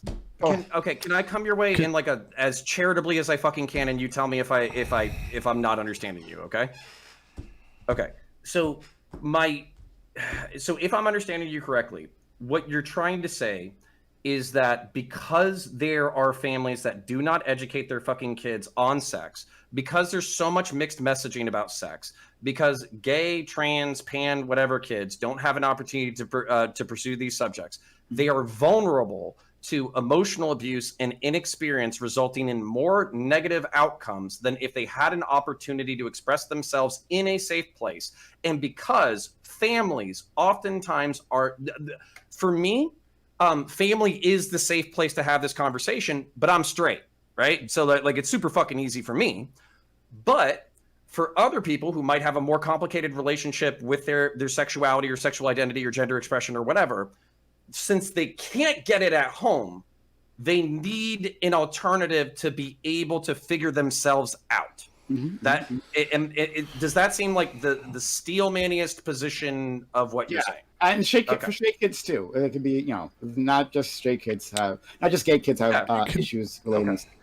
Okay, we understand each other. My fucking reptile brain went into fucking overdrive because what I'm hearing is that without my fucking consent, a third party is entering into a hypersensitive subject on an institutional level in order to educate kids about sex, and I think there's potential for abuse. The reason why I default to a sanitized version of sex, like sexual education, is because I think it's kind of hard to abuse it because it's so clinical, it's so dry, it's so that there's not like much room for like nuance or expression, because it's almost like a medical description of what's going on, not an emotional intelligence or anything like that kind of course, right? So what I would say is if there was a way, because I'm trying to think about this on the fly, if there was a way to teach like emotional intelligence and relationship building and what's healthy and what's not healthy and all that kind of stuff, devoid of a sexual context, I actually think that should be a part of curricula so people can have like emotionally intelligent relationships. But the problem that I see is when you specifically tie it to sex, it becomes so charged that it's really difficult for people not to see fucking red, as we evidenced right here. Like you tell me, person that I'm not fucking a person that I'm not consenting to is talking to my kid about sex, I lose my shit. Whereas if you said like, I'm gonna teach your like we're gonna have an elective class, It's going to be about like emotional intelligence and good relationships and how to have good relationships. It's almost like a home ec class, but for friendships and relationships and how to be healthy and long-term and identify abuse and all that kind of shit. I'm sure there's some people that are going to be freaked out by that because they're going to wonder how toxic their own relationships are with their own kids. But I would see that as viable and useful. Yeah, I'm really. Hey, Jason hold was on. next. Jason's been waiting, buddy. Dude, You have to put your hand I up. need to reply to Here, Warrior. guys. God damn it. Jason was Let me next. quell some of your guys' frustrations. Captain and wording. Let me quell some of you guys' frustrations and anxieties about this, okay? Many schools already have like LGBTQ clubs where they have school counselors involved that talk with these students and allow them to express themselves. In my school, even back in the 90s, yes, I'm old as fuck, but even back in the 90s, they had programs, after-school programs for LGBTQ students and for students who generally had questions about sex, where they could go into these environments with school counselors, people that are trained to deal with these sort of things and have those conversations. And yes, the parents had to consent to it, but most of the time the parents were willing because they saw an opportunity for their kid to do this in a safe environment. So it's already being done. It just doesn't need to be done in a writing class. Yeah, but we're moving past that. We're going to the principle of the matter, whether. Well, exactly. So it's already happening. So the principle is that obviously a lot of schools and a lot of school districts say it's okay to do this. And I think in those contexts, it very much is because you're dealing with a counselor, not just a teacher. If you have to deal with that in a public setting, then that's not an option for some of the people who are dealing with these issues. Like if you have to deal with it in like, I'm a part of the LGBTQ club now. Like, well, then you kind of just outed yourself, didn't you? Yeah. You know?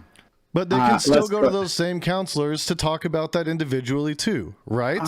Okay, so it's already happening. I still want to fight about that, but it's fine. Let's go to Ty, Captain A. Jones and Wordy. Fantastic. I'm going to take a bit of Wardy's olive branch here. It's been a quick minute since Wardy talked, so hopefully I got the basics still down. So I largely agree with what you said, and I can totally get the outline of, all right, cool. Teacher relationship's different than a parent relationship. The problem that I have and where I'm coming from, and I think you understand this, is that the relationship of parent and teacher is so integrally similar that it just blurs so many damn lines that it's almost superfluous. Now, I 100% get that you want to keep them separate. Absolutely. I can respect that. The problem is that at a certain point, like, they literally just are other parents. And it goes with the whole community adage of, it takes a community to raise a person, or, it takes a village. I'm sorry, but you can't tell people openly that, you know what, you can talk to my kid about this, this, and this, but not this, this, and this. You're going to have a fight on your hands across the board on every fucking issue because a parent's going to say, you know what, you can teach my kid about this, but you can't teach about like that. Well, the other parent over here, it might even be the difference between mom and dad are going to say that's okay and that's not. I mean, don't get me wrong. I respect rules. I love law and order, but there's a point here where we're going to have to chalk this up to, you know what? We're going to have to more trust our teachers and our institutions that our kids are in their hands more than they're in ours in some regard. No, okay. The reason why I don't like this at all is because there's state-mandated curricula that makes sense.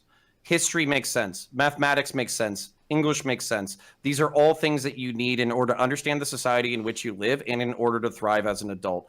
Some of these subjects are things that have to be left up to the culture. I do not like hell no. And people have plenty of different opinions on what is right and what is wrong outside of the fucking school system. And Prime, I get it. You're shaking your fucking head. But I'm literally telling you that, like, if you're trying, like, this whole conversation, I tried to steel man your previous position. I feel like I did an okay job. I think you did. If you're trying to get conservatives to run screaming in the opposite fucking direction, literally fucking tell them that, like, hey, we're going to educate your kids on sex in nuanced and fucking interesting and creative ways, and you don't get to say shit about it. You don't have to tell me that conservatives will fucking moral panic when there's a moral panic available to them. No, you don't have to tell me that. I get that, right? You don't have to tell me that conservatives can't deal with the subject of sex and gives them so many fucking hang-ups. It's unbelievable. No, you don't have to tell me that. Don't worry. I got that.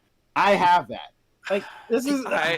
Can I Yeah, can I I mean, back out you can really literally back into just- this real quick with wait, Connor? wait. Go ahead, Ty. Yeah. Ty, and there. Appreciate it. Look, you know what? I'm kind of socially conservative. I'm not super that way. You know, I don't want to get in my own personal litmus test here. What I can largely get is with this, Connor. I get it, and like this is a big conversation. It's really important because we have to talk about what we're actually going to teach our kids in a private versus public setting. I have no problem with that in the guidelines. I don't know how you do not escape sex in a public setting. Their friends are going to talk about it. The teachers are going to talk about it. It is superfluous. Our culture loves sex. I mean, everyone likes to talk about how we're afraid of sex. For adults. And So also- so your policy is to leave these people blind, and then we throw them off to college to where then they make all these fucking mistakes that we try to avoid. The problem is you said that school right mandates these certain Itself. subjects, and these are the subjects you need to interact with society properly. Sex is a big part of human society. From the beginning, since humans were a thing, right? Since we started taking pleasure from sex, it's become a huge part of our society. And just say that this one thing is a thing that we won't touch, that we won't properly explore. I don't know why. What again? Yeah. It comes back to the same. To breathe more, and Connor, if you don't mind, and to breathe more modern sex ed. More modern sex ed that's being introduced is not just about, hey, this is how you fuck someone, or like this is how your dick works. It's like more modern K through 12 sex ed. It's more the first years are about learning about self-identification and how to accept yourself, about picking up on these various indicators. Later on, you're learning about communication with others, friends and stuff. Later on, and when you get to high school, that's where you start learning about sexual intercourse, where you start learning about communication, consent, picking up red flags in relationships. Like, these are critical for social interaction. These are critical things that you need to know to protect yourself in a society. I don't have a problem with any of those things. Let's go to Captain A. Jones and then Wordy. But this is teaching your kid how to fuck as well, though. That's part of it, too. Like, because that's also part of, like, teaching your kid how to consent and shit. Captain A. Jones. Like, you're against... So, yeah, after listening to a lot of this, I feel like a big part of Connor's not there, but it's fine. A big part of there he is. A big part of the problem that or something that would solve a big problem for like the Connors of the world, is like maybe just teaching kids at a really early age what is and is not appropriate touching, and that's something that has to fall on the parents. But I think that this would like satisfy Connor's I'm not going to say obsession. I just have no better word over the teachers fucking the students. I don't think that that's like a real. Can I ask don't you think all that's about a parallel? like an actual problem, but like sure, that would help with that. And it would help with like all these other situations that you're talking about. If a teacher did something, well, then at least the person would be able to recognize it and know that this is inappropriate and know that it's bad. Like one thing that you hear from a lot of sexual assault victims is that they did not know they were being victimized. They had no idea. Were not taught the basics of what that would look like and what that might be. So like, yeah, I just want to kind of keep that in mind a little bit, because I think that would satisfy a lot of the negative parts that have been said so far. Okay, Prime, I want to propose a parallel, and I also want to address what Captain A. Jones just said.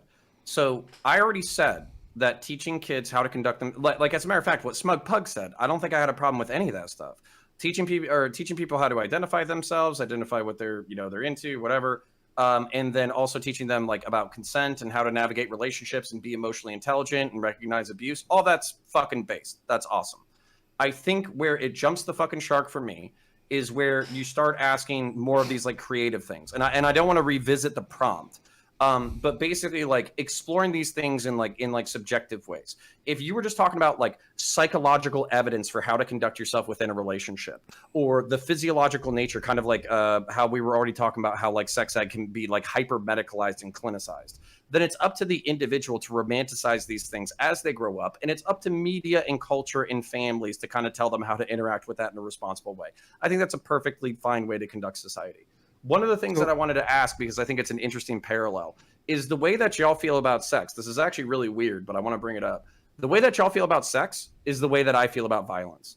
I feel like violence in our society is stupidly interacted with, in which you're either like a sociopath or you're a hyper pacifist who doesn't know how to defend themselves in situations in which you're just getting abused. So my parallel to this question, which I'm actually really curious to get the answer on, is would you be similarly willing to mandate at the school level that kids learn self-defense, that they learn combatives, that they learn how to recognize abuse, that they learn how to recognize like bullying, that they learn how to deal with like negative violent interactions, that they know how to recognize crime, that they know how to recognize how to extricate themselves from dangerous situations. That's how teach my kid Wing Chun, man. That's how it's based, as long as well as getting maybe teaching motherfuckers how to do some goddamn taxes.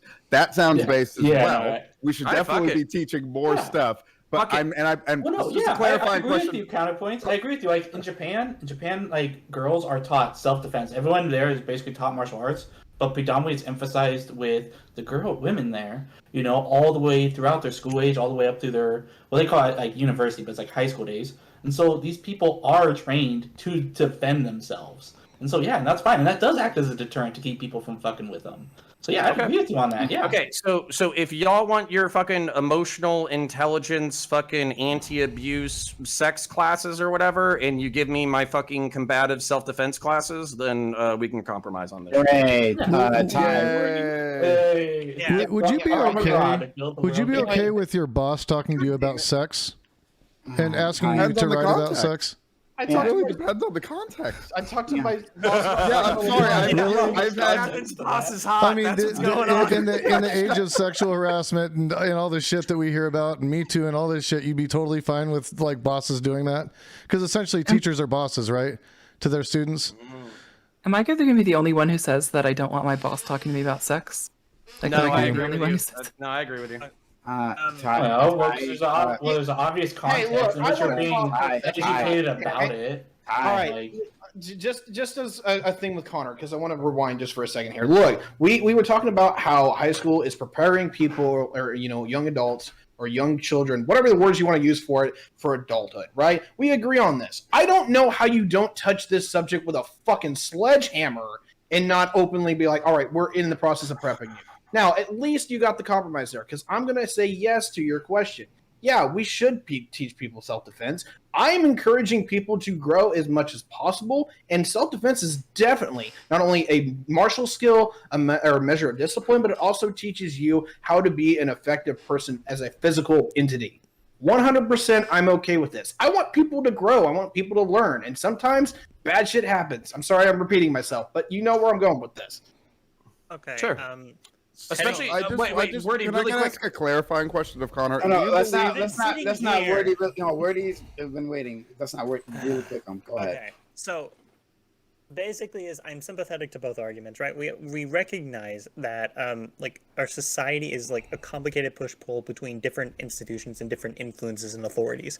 We understand that. So Connor, I understand is like you're placing this value, this like parents should be the ultimate arbiter on some level. Because like there's the complicated aspect is like you fucking like either adopt or give birth to this person and you're like literally in charge of their entire life. Like I understand, like he considers like the family like a core social unit. I think it's a little more complicated than that, right? I think parents need to be involved in this conversation and this communication. But I do think we have to recognize is we've offloaded a lot of responsibilities to institutions. And so the problem that comes in the relationship is it should be a communication effort, right? Is we shouldn't prevent parents from talking about this or communicate this, right? I do think personally, if like parents come and say, hey, we have some concerns about different topics being taught and ways of a nuanced relationship, right? I think the parents and the institutions, if they both exist, come to a compromise. And this is why I think not necessarily preventing this, but finding nuanced ways of communicating, be able to discuss this, and not just saying, oh, here's a topic, discuss it, write a sex scene or whatever. I think there is a way to go about this. Like you have therapists and you have counselors and you have the parents all involved to kind of like help deal with the issues happening. And I disagree a little bit, Smug Bug, is a lot of a lot of schools still do abstinence only education. Like in Arkansas, it's a pretty big thing. And two is, while we may be seeing improvements, we have a lot of old draconic laws around sex education. So like basically it comes to a complicated aspect where Tiberius, I understand there is a significant conflation between these two groups, right? Is like the parents to student and or parents and teachers and students and children. I understand like there is a significant blending, but we do understand even if there is a blending, there is at least a little bit of a delineation in terms of relationship. So that is Wordy, just to caveat though what you said, like, so I never stated like the system I was talking about was already full place enforced everywhere. Like the system that I'm saying, like it's starting in a lot of the more liberal states that are passing it at the moment. So yeah, I do like so I agree with you. Yeah, there's a lot of like especially in the South.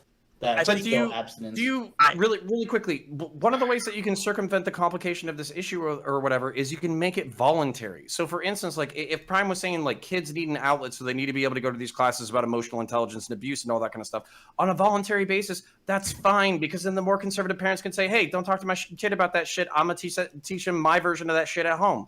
And then on top of that, for the self-defense classes, no offense, I get it. Everybody's fucking holding their hand up here, but I guarantee you we start throwing on fucking gloves and teaching kids to hit each other in the fucking head or do some grappling. Some of y'all are going to be calling in a lot of fucking sick days at school, all right? So when you teach self-defense, do you have to fucking be knocking each other out to teach self-defense? Well, I mean, I would. This is why honor. You gotta learn how to take a hit, man. Come on. Like, are you saying my teachers gonna be like? What? Are you saying you're talking about teachers abusing kids? You want your teachers to be throwing fucking right hooks at them? I think this says a lot about why. This explains a lot about why Connor is like so against teachers. He wants them to literally throw our children around and shit. He wants the teacher to go, okay, little Timmy, get ready Listen, it's better than fucking them, all right?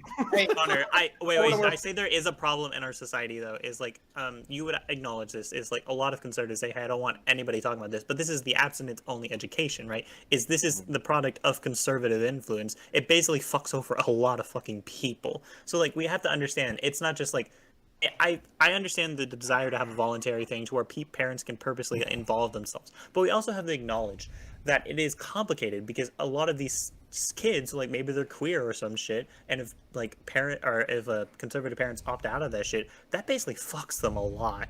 So we have to understand this is where you're the world's worst anarchist. Because basically you're like, hey, on one hand, people are going to opt in order to do stupid shit, so we have to factor that into our consideration. Alternatively, they shouldn't be able to opt out of fucking stupid shit. Connor, I'm saying the voluntary thing on a personal ideological level, I agree that it should be voluntary, but we do have to understand there are negative externalities that all are often weighted in our society already. So we have to figure out ways we can kind of like mitigate them this way to we don't fuck over kids who basically are either queer or maybe they're super fucking horny all this shit, and it's just like they don't get fucked in this process. Yeah, but okay, but that's where I would say like voluntary is important. So for instance, like we were kind of talking about, like Jason was mentioning that like there were LGBTQ clubs at school or whatever. Well, for some Christian conservative families, if you say that you're going to LGBTQ club, they're going to be like, fuck you, fuck no, you're not. I don't even care if you're just an ally. You're not going to that shit. So that's basically a problem in and of itself. Whereas if you were saying like, hey, this is like an emotional intelligence class. It does involve some sexual themes, but basically we're trying to teach kids in order to be more responsible and intelligent in the way that they interact themselves. That's a lot more vague while still be able to cover very important ground. So that's where that's like, where I think voluntary is important. Like it's very important to this conversation. If you start mandating this shit, y'all are fucking. I'm not saying mandate. Paddle. That's what I'm saying.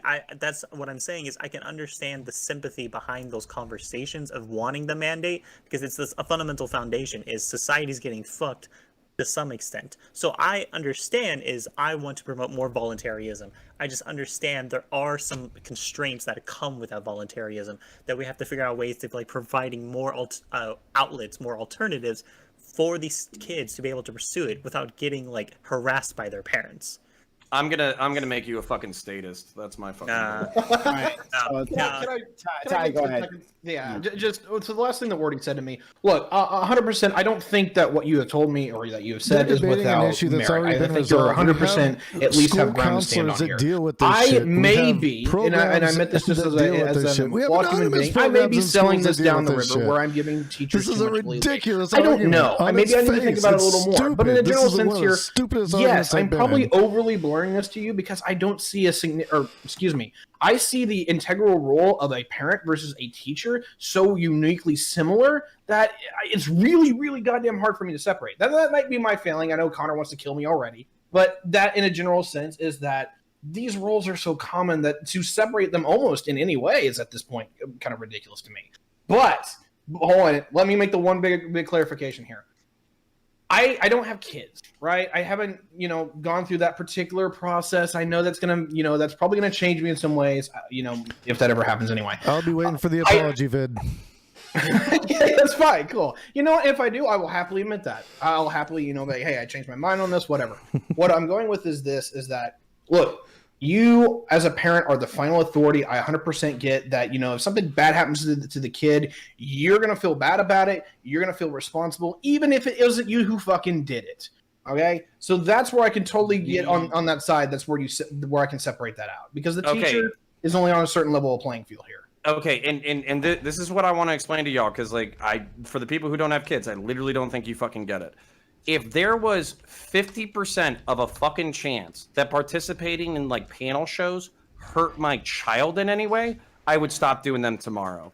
If there was a behavior that I was engaged in that was hurting my child, I would stop doing it tomorrow. And the reason why is because Connor. I'm just a olive branch here.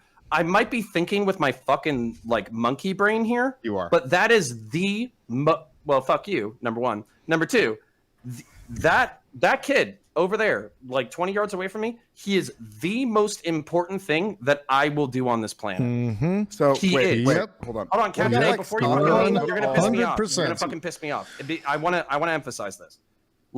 And I'm planning on having a fucking second kid. There's not a single thing that I would not do for that person. So if I open that person up to abuse, or if I open them up to being fucked up, or if their lives are fucked up because of some choice that I make or some choice that the fucking states make, that is I'm not kidding you. I'm not going to do any kind of TOS fucking statement or whatever, but there is not something that is more emotionally motivating to me. There's not something that makes me more angry, and there's not something that I won't nothing. You kill my kid or hurt my kid, there's nothing that I won't do to you.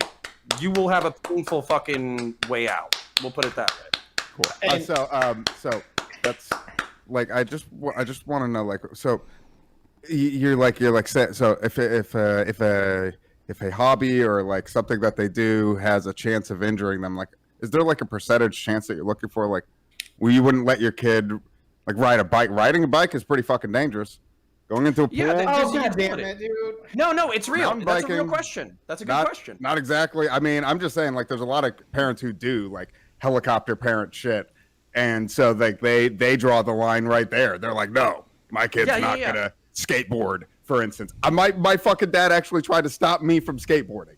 Well, he was a genius, and you're an asshole. But no. But to answer your question sincerely, it's always going to be a cost-benefit analysis. So for instance, if I think that the amount of pain and risk involved in the process is going to give them a skill that is going to allow them to survive as an adult in a better way, then I will allow them to take that risk. But if I think that there is pure downside or the risk is too high, then I'm not going to allow them to participate in that activity. And by the way, I'm using skateboarding as an example, by the way. So, there's plenty of sports that don't result in, grievous injury. Skateboarding is one of the sports that I think is just, it just is grievous injury. That's all it is. So, I don't know, what, mechanical, physiological benefit or, sociological benefit you personally have, received from skateboarding. But I'm assuming, I have a brother who fucking, he literally got knocked unconscious and was found wandering the fucking streets because he was hit by a fucking car while skateboarding. That's what I'm saying. I don't see any fucking advantage. The dangerous thing in that example. Well, it was a hit and run, so he was fucking. But so then maybe letting your kid go outside is the bad thing. Don't let your kid. All right, fuck it. Let's not debate skateboarding. I'm just saying that it's a cost-benefit analysis. The question. No, but I think there's a point of you're begging me to ask these questions. Hold on, Captain. Well, that you're the begs the question of how do you weigh that? How do you weigh that though, with what your child wants to do? If they want to engage in any activity but has, in your mind, no perceived skill or benefit. But I think that's ultimately goes to Captain's helicopter parent claim is effectively like at this rate, then you'd imagine you'd already have like a fucking tree graph, like of their life already planned out as like, hey, you're going to this school, you're going to be doing these activities, you're going to be doing these courses, because this will get you into like, Harvard, which will get you this job, you know what I mean? Effectively, you planning out their life. Yeah, but see, hold on. This is really important, so I just want to talk to it. And Jason, I know you want to talk to, but like, I only control them until 18. At 18, whatever I have done, whatever I have done, it is their ship to sail at that point. So all I can do is I can set them up for success while they are under my household. That's all I can do. And after 18, they have to make their own decisions. And this is one of the things that was really triggering about this conversation, by the way. I understand there's a lot of important concepts to talk about when somebody's 16 or 17 because there's a lot of risks at that age. But what I would say is the reason why nobody gives a fuck about 19-year-olds talking about booze or fucking sex or any of that kind of shit is because they're adults. They're going to be making the choices that they have to make. And if their parents fucked up 0 to 18, then that's kind of on the adults and that's kind of on the kids. Whereas under the age of 18, they are still under the purview of the parent. And this is where it gets really fucking insulting as an adult and as a parent. Like you're saying, like a whole bunch of parents suck ass. So like maybe they need better education from school.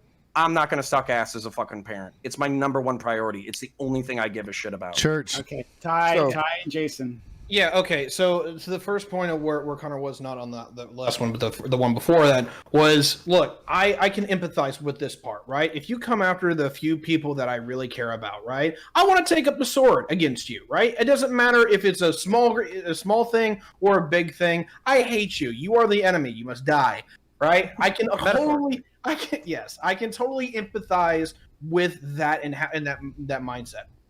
What I can't empathize with, and maybe that's something that I have to get in metrics and values, is the level of risk that you are associating when you let teachers talk about this. That's where I'm not lining up with, is that people talk about all these kind of things all the time, whether it's in this setting, that setting, or another. That's where I have an issue with, is that you need to sell me on this idea that teachers are somehow, going to fuck over all our kids and whatever. They're going to, rape them all and shit, which I'm not trying to say that you're advocating that's going to happen, but that's the feel that I'm getting from you, man. They're public employees making $40,000 a year. I don't think they should be teaching my kid how to handle fucking scissors, but, whatever.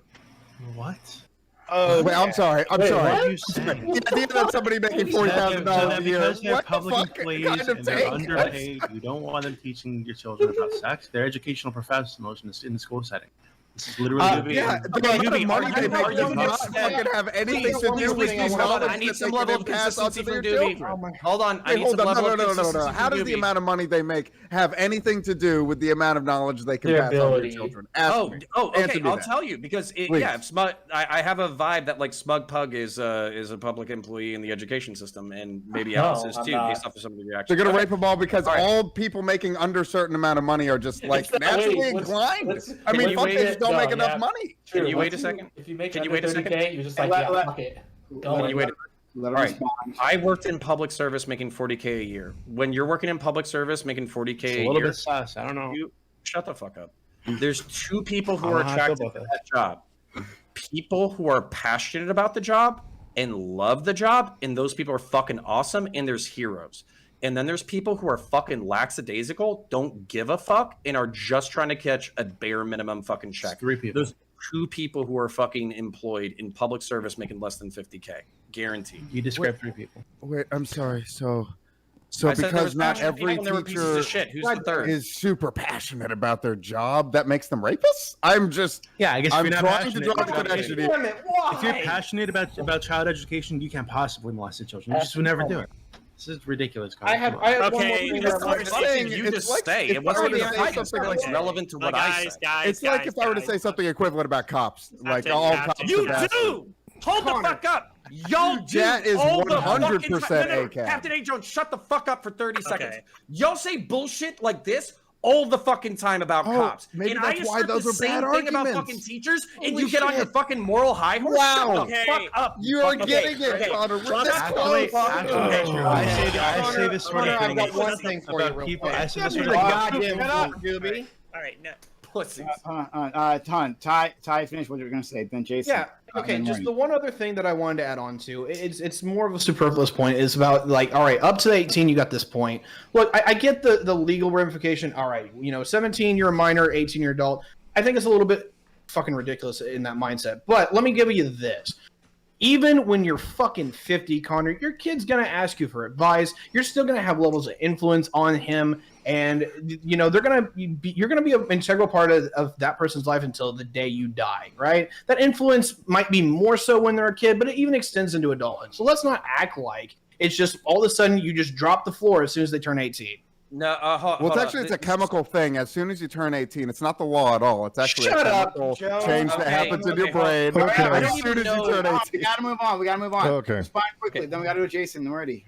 Okay. The reason why 0 to 18 is so important is because people make incredibly important, life-changing decisions between 18 and 30. It's just the way that it is. The career that you choose, the jobs that you choose, the partners that you choose, the sex that you have, all of that is so important for the human being that you're going to be. And by the way, like this is kind of a fucking meme, but I don't know if I'm going to be around when I'm 50. So everything that I have to fucking do, I have this window to put in the lessons that are going to make my son a successful, happy, healthy, functional individual. And I don't even know if I have the next fucking 18 years to do it. I don't even know if I have that much fucking time. Right. So, I'm sorry. Let's go to Jason and then Marty. Yeah, I think we're blowing a lot of this out of proportion. Like I said, a lot of this stuff is already happening in our schools. It works. It's good. That's why we have counselors. That's why we do have some programs that are in place to address these issues. It doesn't always need to be in a creative writing class. There are places within the school systems that do provide these types of resources, both anonymously and unanonymously. It's ridiculous that we're fighting about something that's already a moot point because it already exists. And should it be expanded in a way that further includes people and allows them some anonymity? Absolutely. As far as I'm concerned, but I think that's something for a school counselor or somebody with that kind of education to do, not necessarily a teacher in a writing class or in some other class. Setting and context is everything. Connor, if they were making $80,000 a year, could they teach your kids about sex? Okay, all right. Marty. Oh, God. Okay. Fuck all ideology at this point. I don't care anymore. So basically no, fuck you, Connor. Okay, I love you, but fuck you. Okay, so Connor, I understand you have like a real parental concern. That is like your entire mirror vision right now. I understand that. Like you are caring about your kids. That's good. I respect that. But the fundamental problem is you think about the relationship to institutions, the relationship between dynamics, right? Is we think about the interpersonal, unofficial dynamics between parent and child. We think about the official ones between teacher and student. And the problem is fundamentally kids, and this is the recognition, is while we may like legally make these distinctions, I swear to God, it seems like Prime just wants every teacher to teach kids about sex. Like, what the fuck is wrong with this guy? Controlled by these children, they feel controlled both by both sides, and they can feel issues with expression through either parents or through teachers feeling stifled on one aspect. And so that's the problem here, is we try to teach them, but ultimately we understand that as a single person, we are unable to fully fix that. Like, as a parent, you can do your fucking best, and that's good. You try your damnedest. And, like, I understand that. But understand, like, we can't do everything. We are fallible, we are imperfect, we fuck up all the time. And so ultimately understanding cooperation, working with different groups of people to kind of maximize the best outcomes in that relationship. That's ultimately what this conversation should be about. Like, we understand we're improving in society, but fundamentally that question still has to come up, is like, how much control do we give to different institutions? How much do they get to control us? And how much does this affect the child? And Captain, I love you to death, but please stop being a dipshit here, okay? Like, it's okay, Connor is being really bad at communicating right now to some extent, but I also don't think you're being helpful here.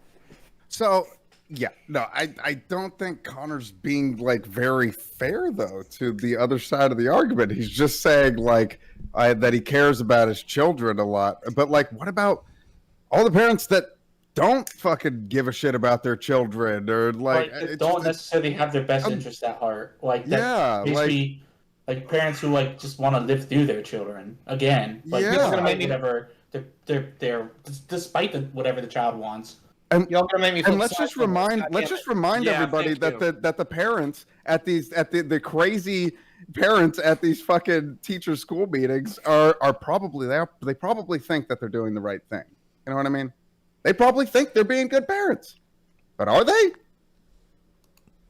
Okay. Who the hell is the school to make that decision? Thank you. Wait, did you ask who's the school to make the decision that a parent is bad? Decision?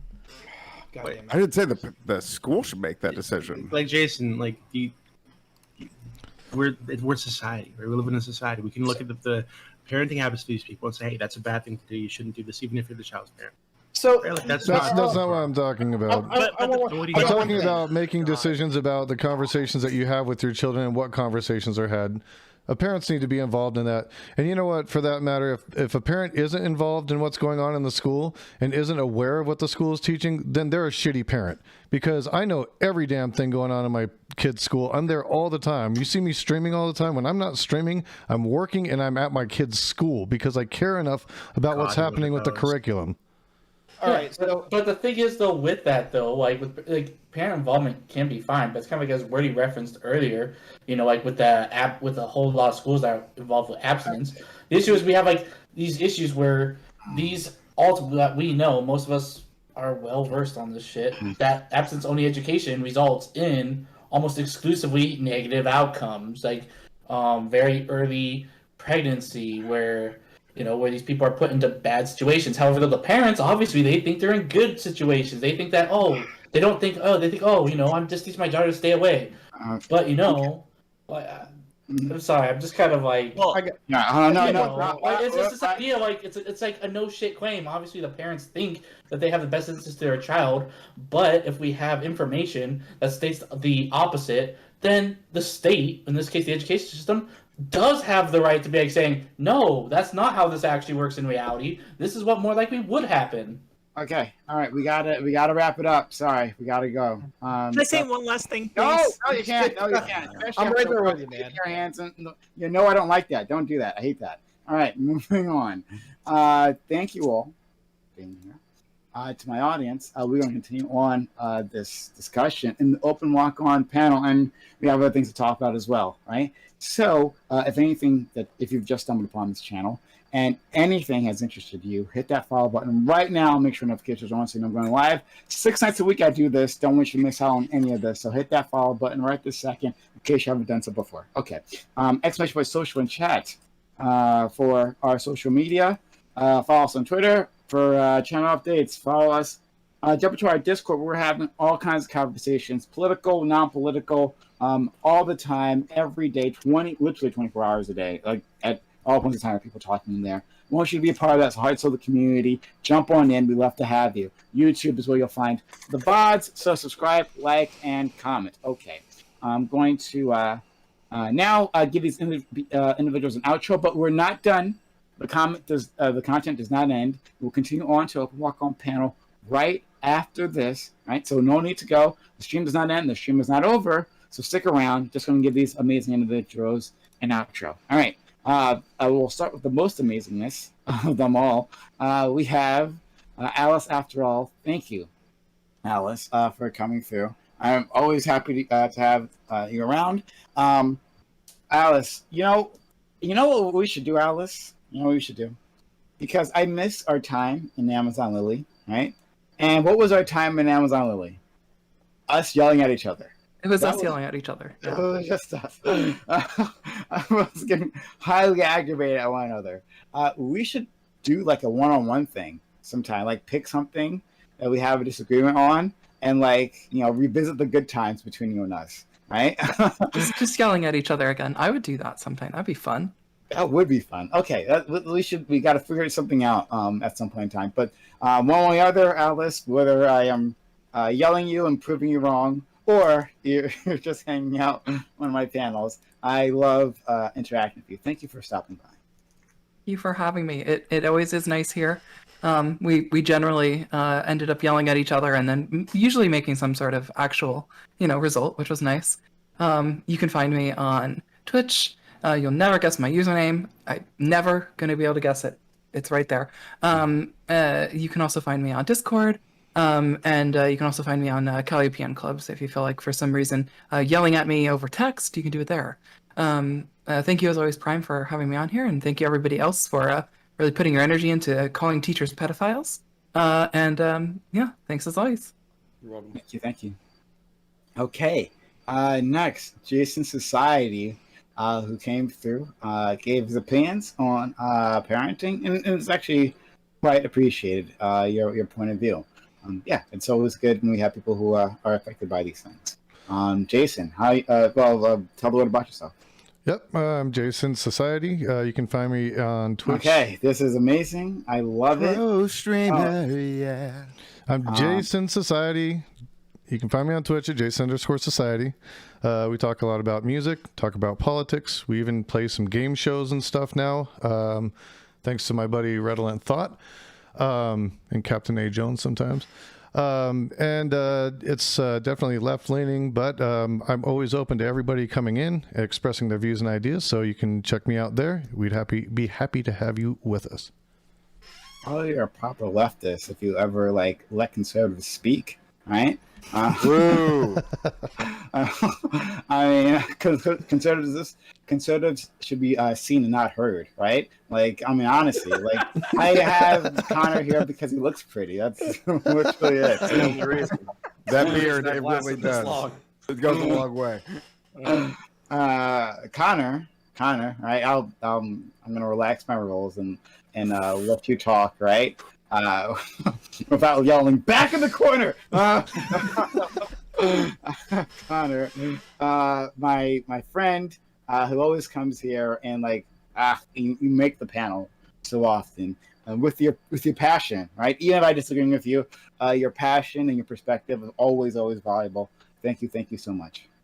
Yeah, and I'm sorry if my passion got higher than my intellect tonight, but start thinking with your fucking lizard brain. You're gonna start saying some crazy shit.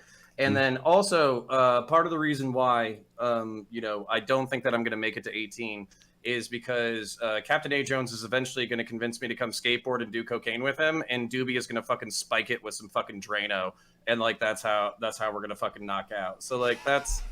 If I was annoying or whatever, which I'm sure I was, it's not going to be a long-lived annoyance, so I wouldn't worry about it too much. But if you do want to check me out, my name is Connor. I run a YouTube channel named Counterpoints. I'm a science fiction political philosophy nerd. I am a law enforcement and Marine Corps veteran. I love Warhammer 40,000. I love doing debate panels. I love yelling at people. It's very fun.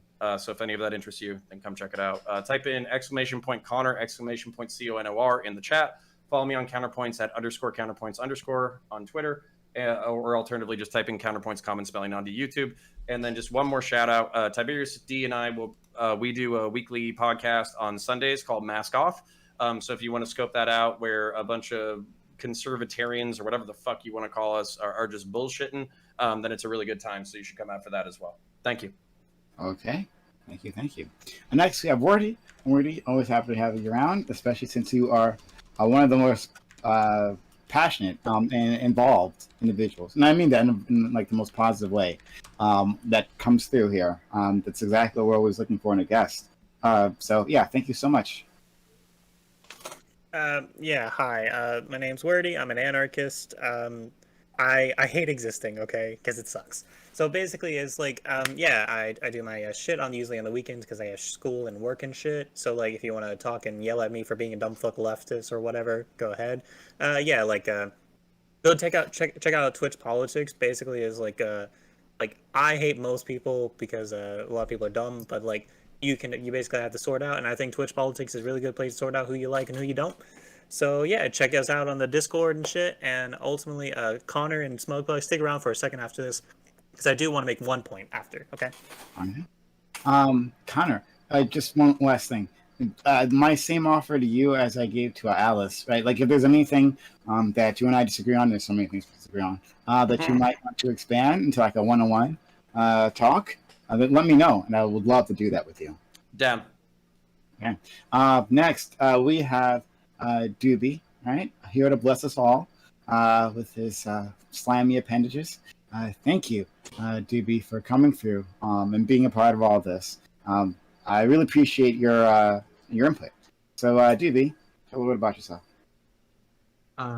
So, yeah, if you guys, I'm from the Politics Server on Discord, the best, biggest politics server on the platform. Yeah, there we talk about lots of things, like, for example, the fact that sex positive education does not equal pedophilia. Teaching children or high school kids that sex might involve some pleasure doesn't lead to teachers fucking their kids more often, right? These are things we talk about all on the server. We talk about lots of things on the server. You also learn about the logistics of or the best way to cook a human body on the server too. That's the discussion we had the other day. It's a great discussion for 3 hours. We really got into it. So if you want to do any of that, right? Discord.gg/politics. Subscribe to all these people except Private Jones. I'm sorry, Civilian Jones. Fuck him. Everyone else is cool. Also fuck Smug, but he's okay too. And yeah, thanks for having me. Yeah, so the other night we did have it brought up. It came up in the conversation. I was talking to Doobie about like the best way to get rid of a body, and we're talking about putting it in a campfire. And he helpfully pointed out it's not hot enough. Is it because you had this conversation on your server? Yes, I've had that conversation more often than I'd like to admit on this server. What are the best parts to eat? How would you store the meat? All these things. Yeah. Do you eat the face? Do you eat the cheeks? Like all these things, okay? The booty first. One thing that was agreed upon though is that more attractive people would probably taste better. Like for some reason, they'd probably taste better. I disagree. I want a fatty person. Hey, people who are overweight can be very attractive. But yeah, And delicious. Okay, DV, thank you. Thank you for that. And yes, don't worry, law enforcement. I will save this VOD for future evidence later on. All right, let's go to Smug Pug, a mod here who does a lot for this community. Thank you, Smug Pug, for stopping by. We've missed you, and we're glad that you could, be a part of this. So thank you for all your input and your passion when it comes to these things. So, Smug. Yeah, no worries. Yeah, no, I've come back a little bit to it slowly, improving my debates up, being a little bit more calmer. Like I know how much of a degenerate chat is, so I'm calming down my blood sports. Because I'm just here convincing people, just that little bit at a time, planted the seeds of change in their minds, So like, yeah, I'm teaching your kids how to accept sexual advances from teachers. You're right, Gambit. Christ. All right. Someone clip that, please. Yeah. All right. There you go. Okay. All right. A Jones. King King. Unbelievable. Doobie is my savior. I can't go against him.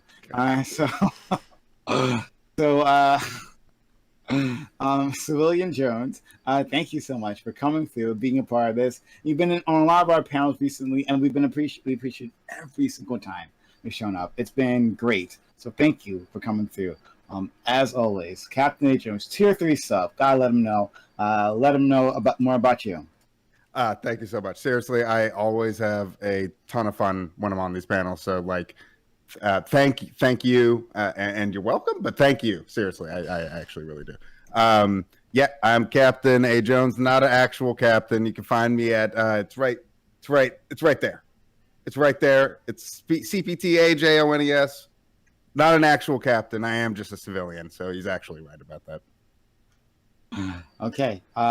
Thank you very much. Last but not least, we have Ty. I was really happy to have you here, and to see that you got really into this topic. Like, I like seeing you passionate like this. This is really interesting. This was fun.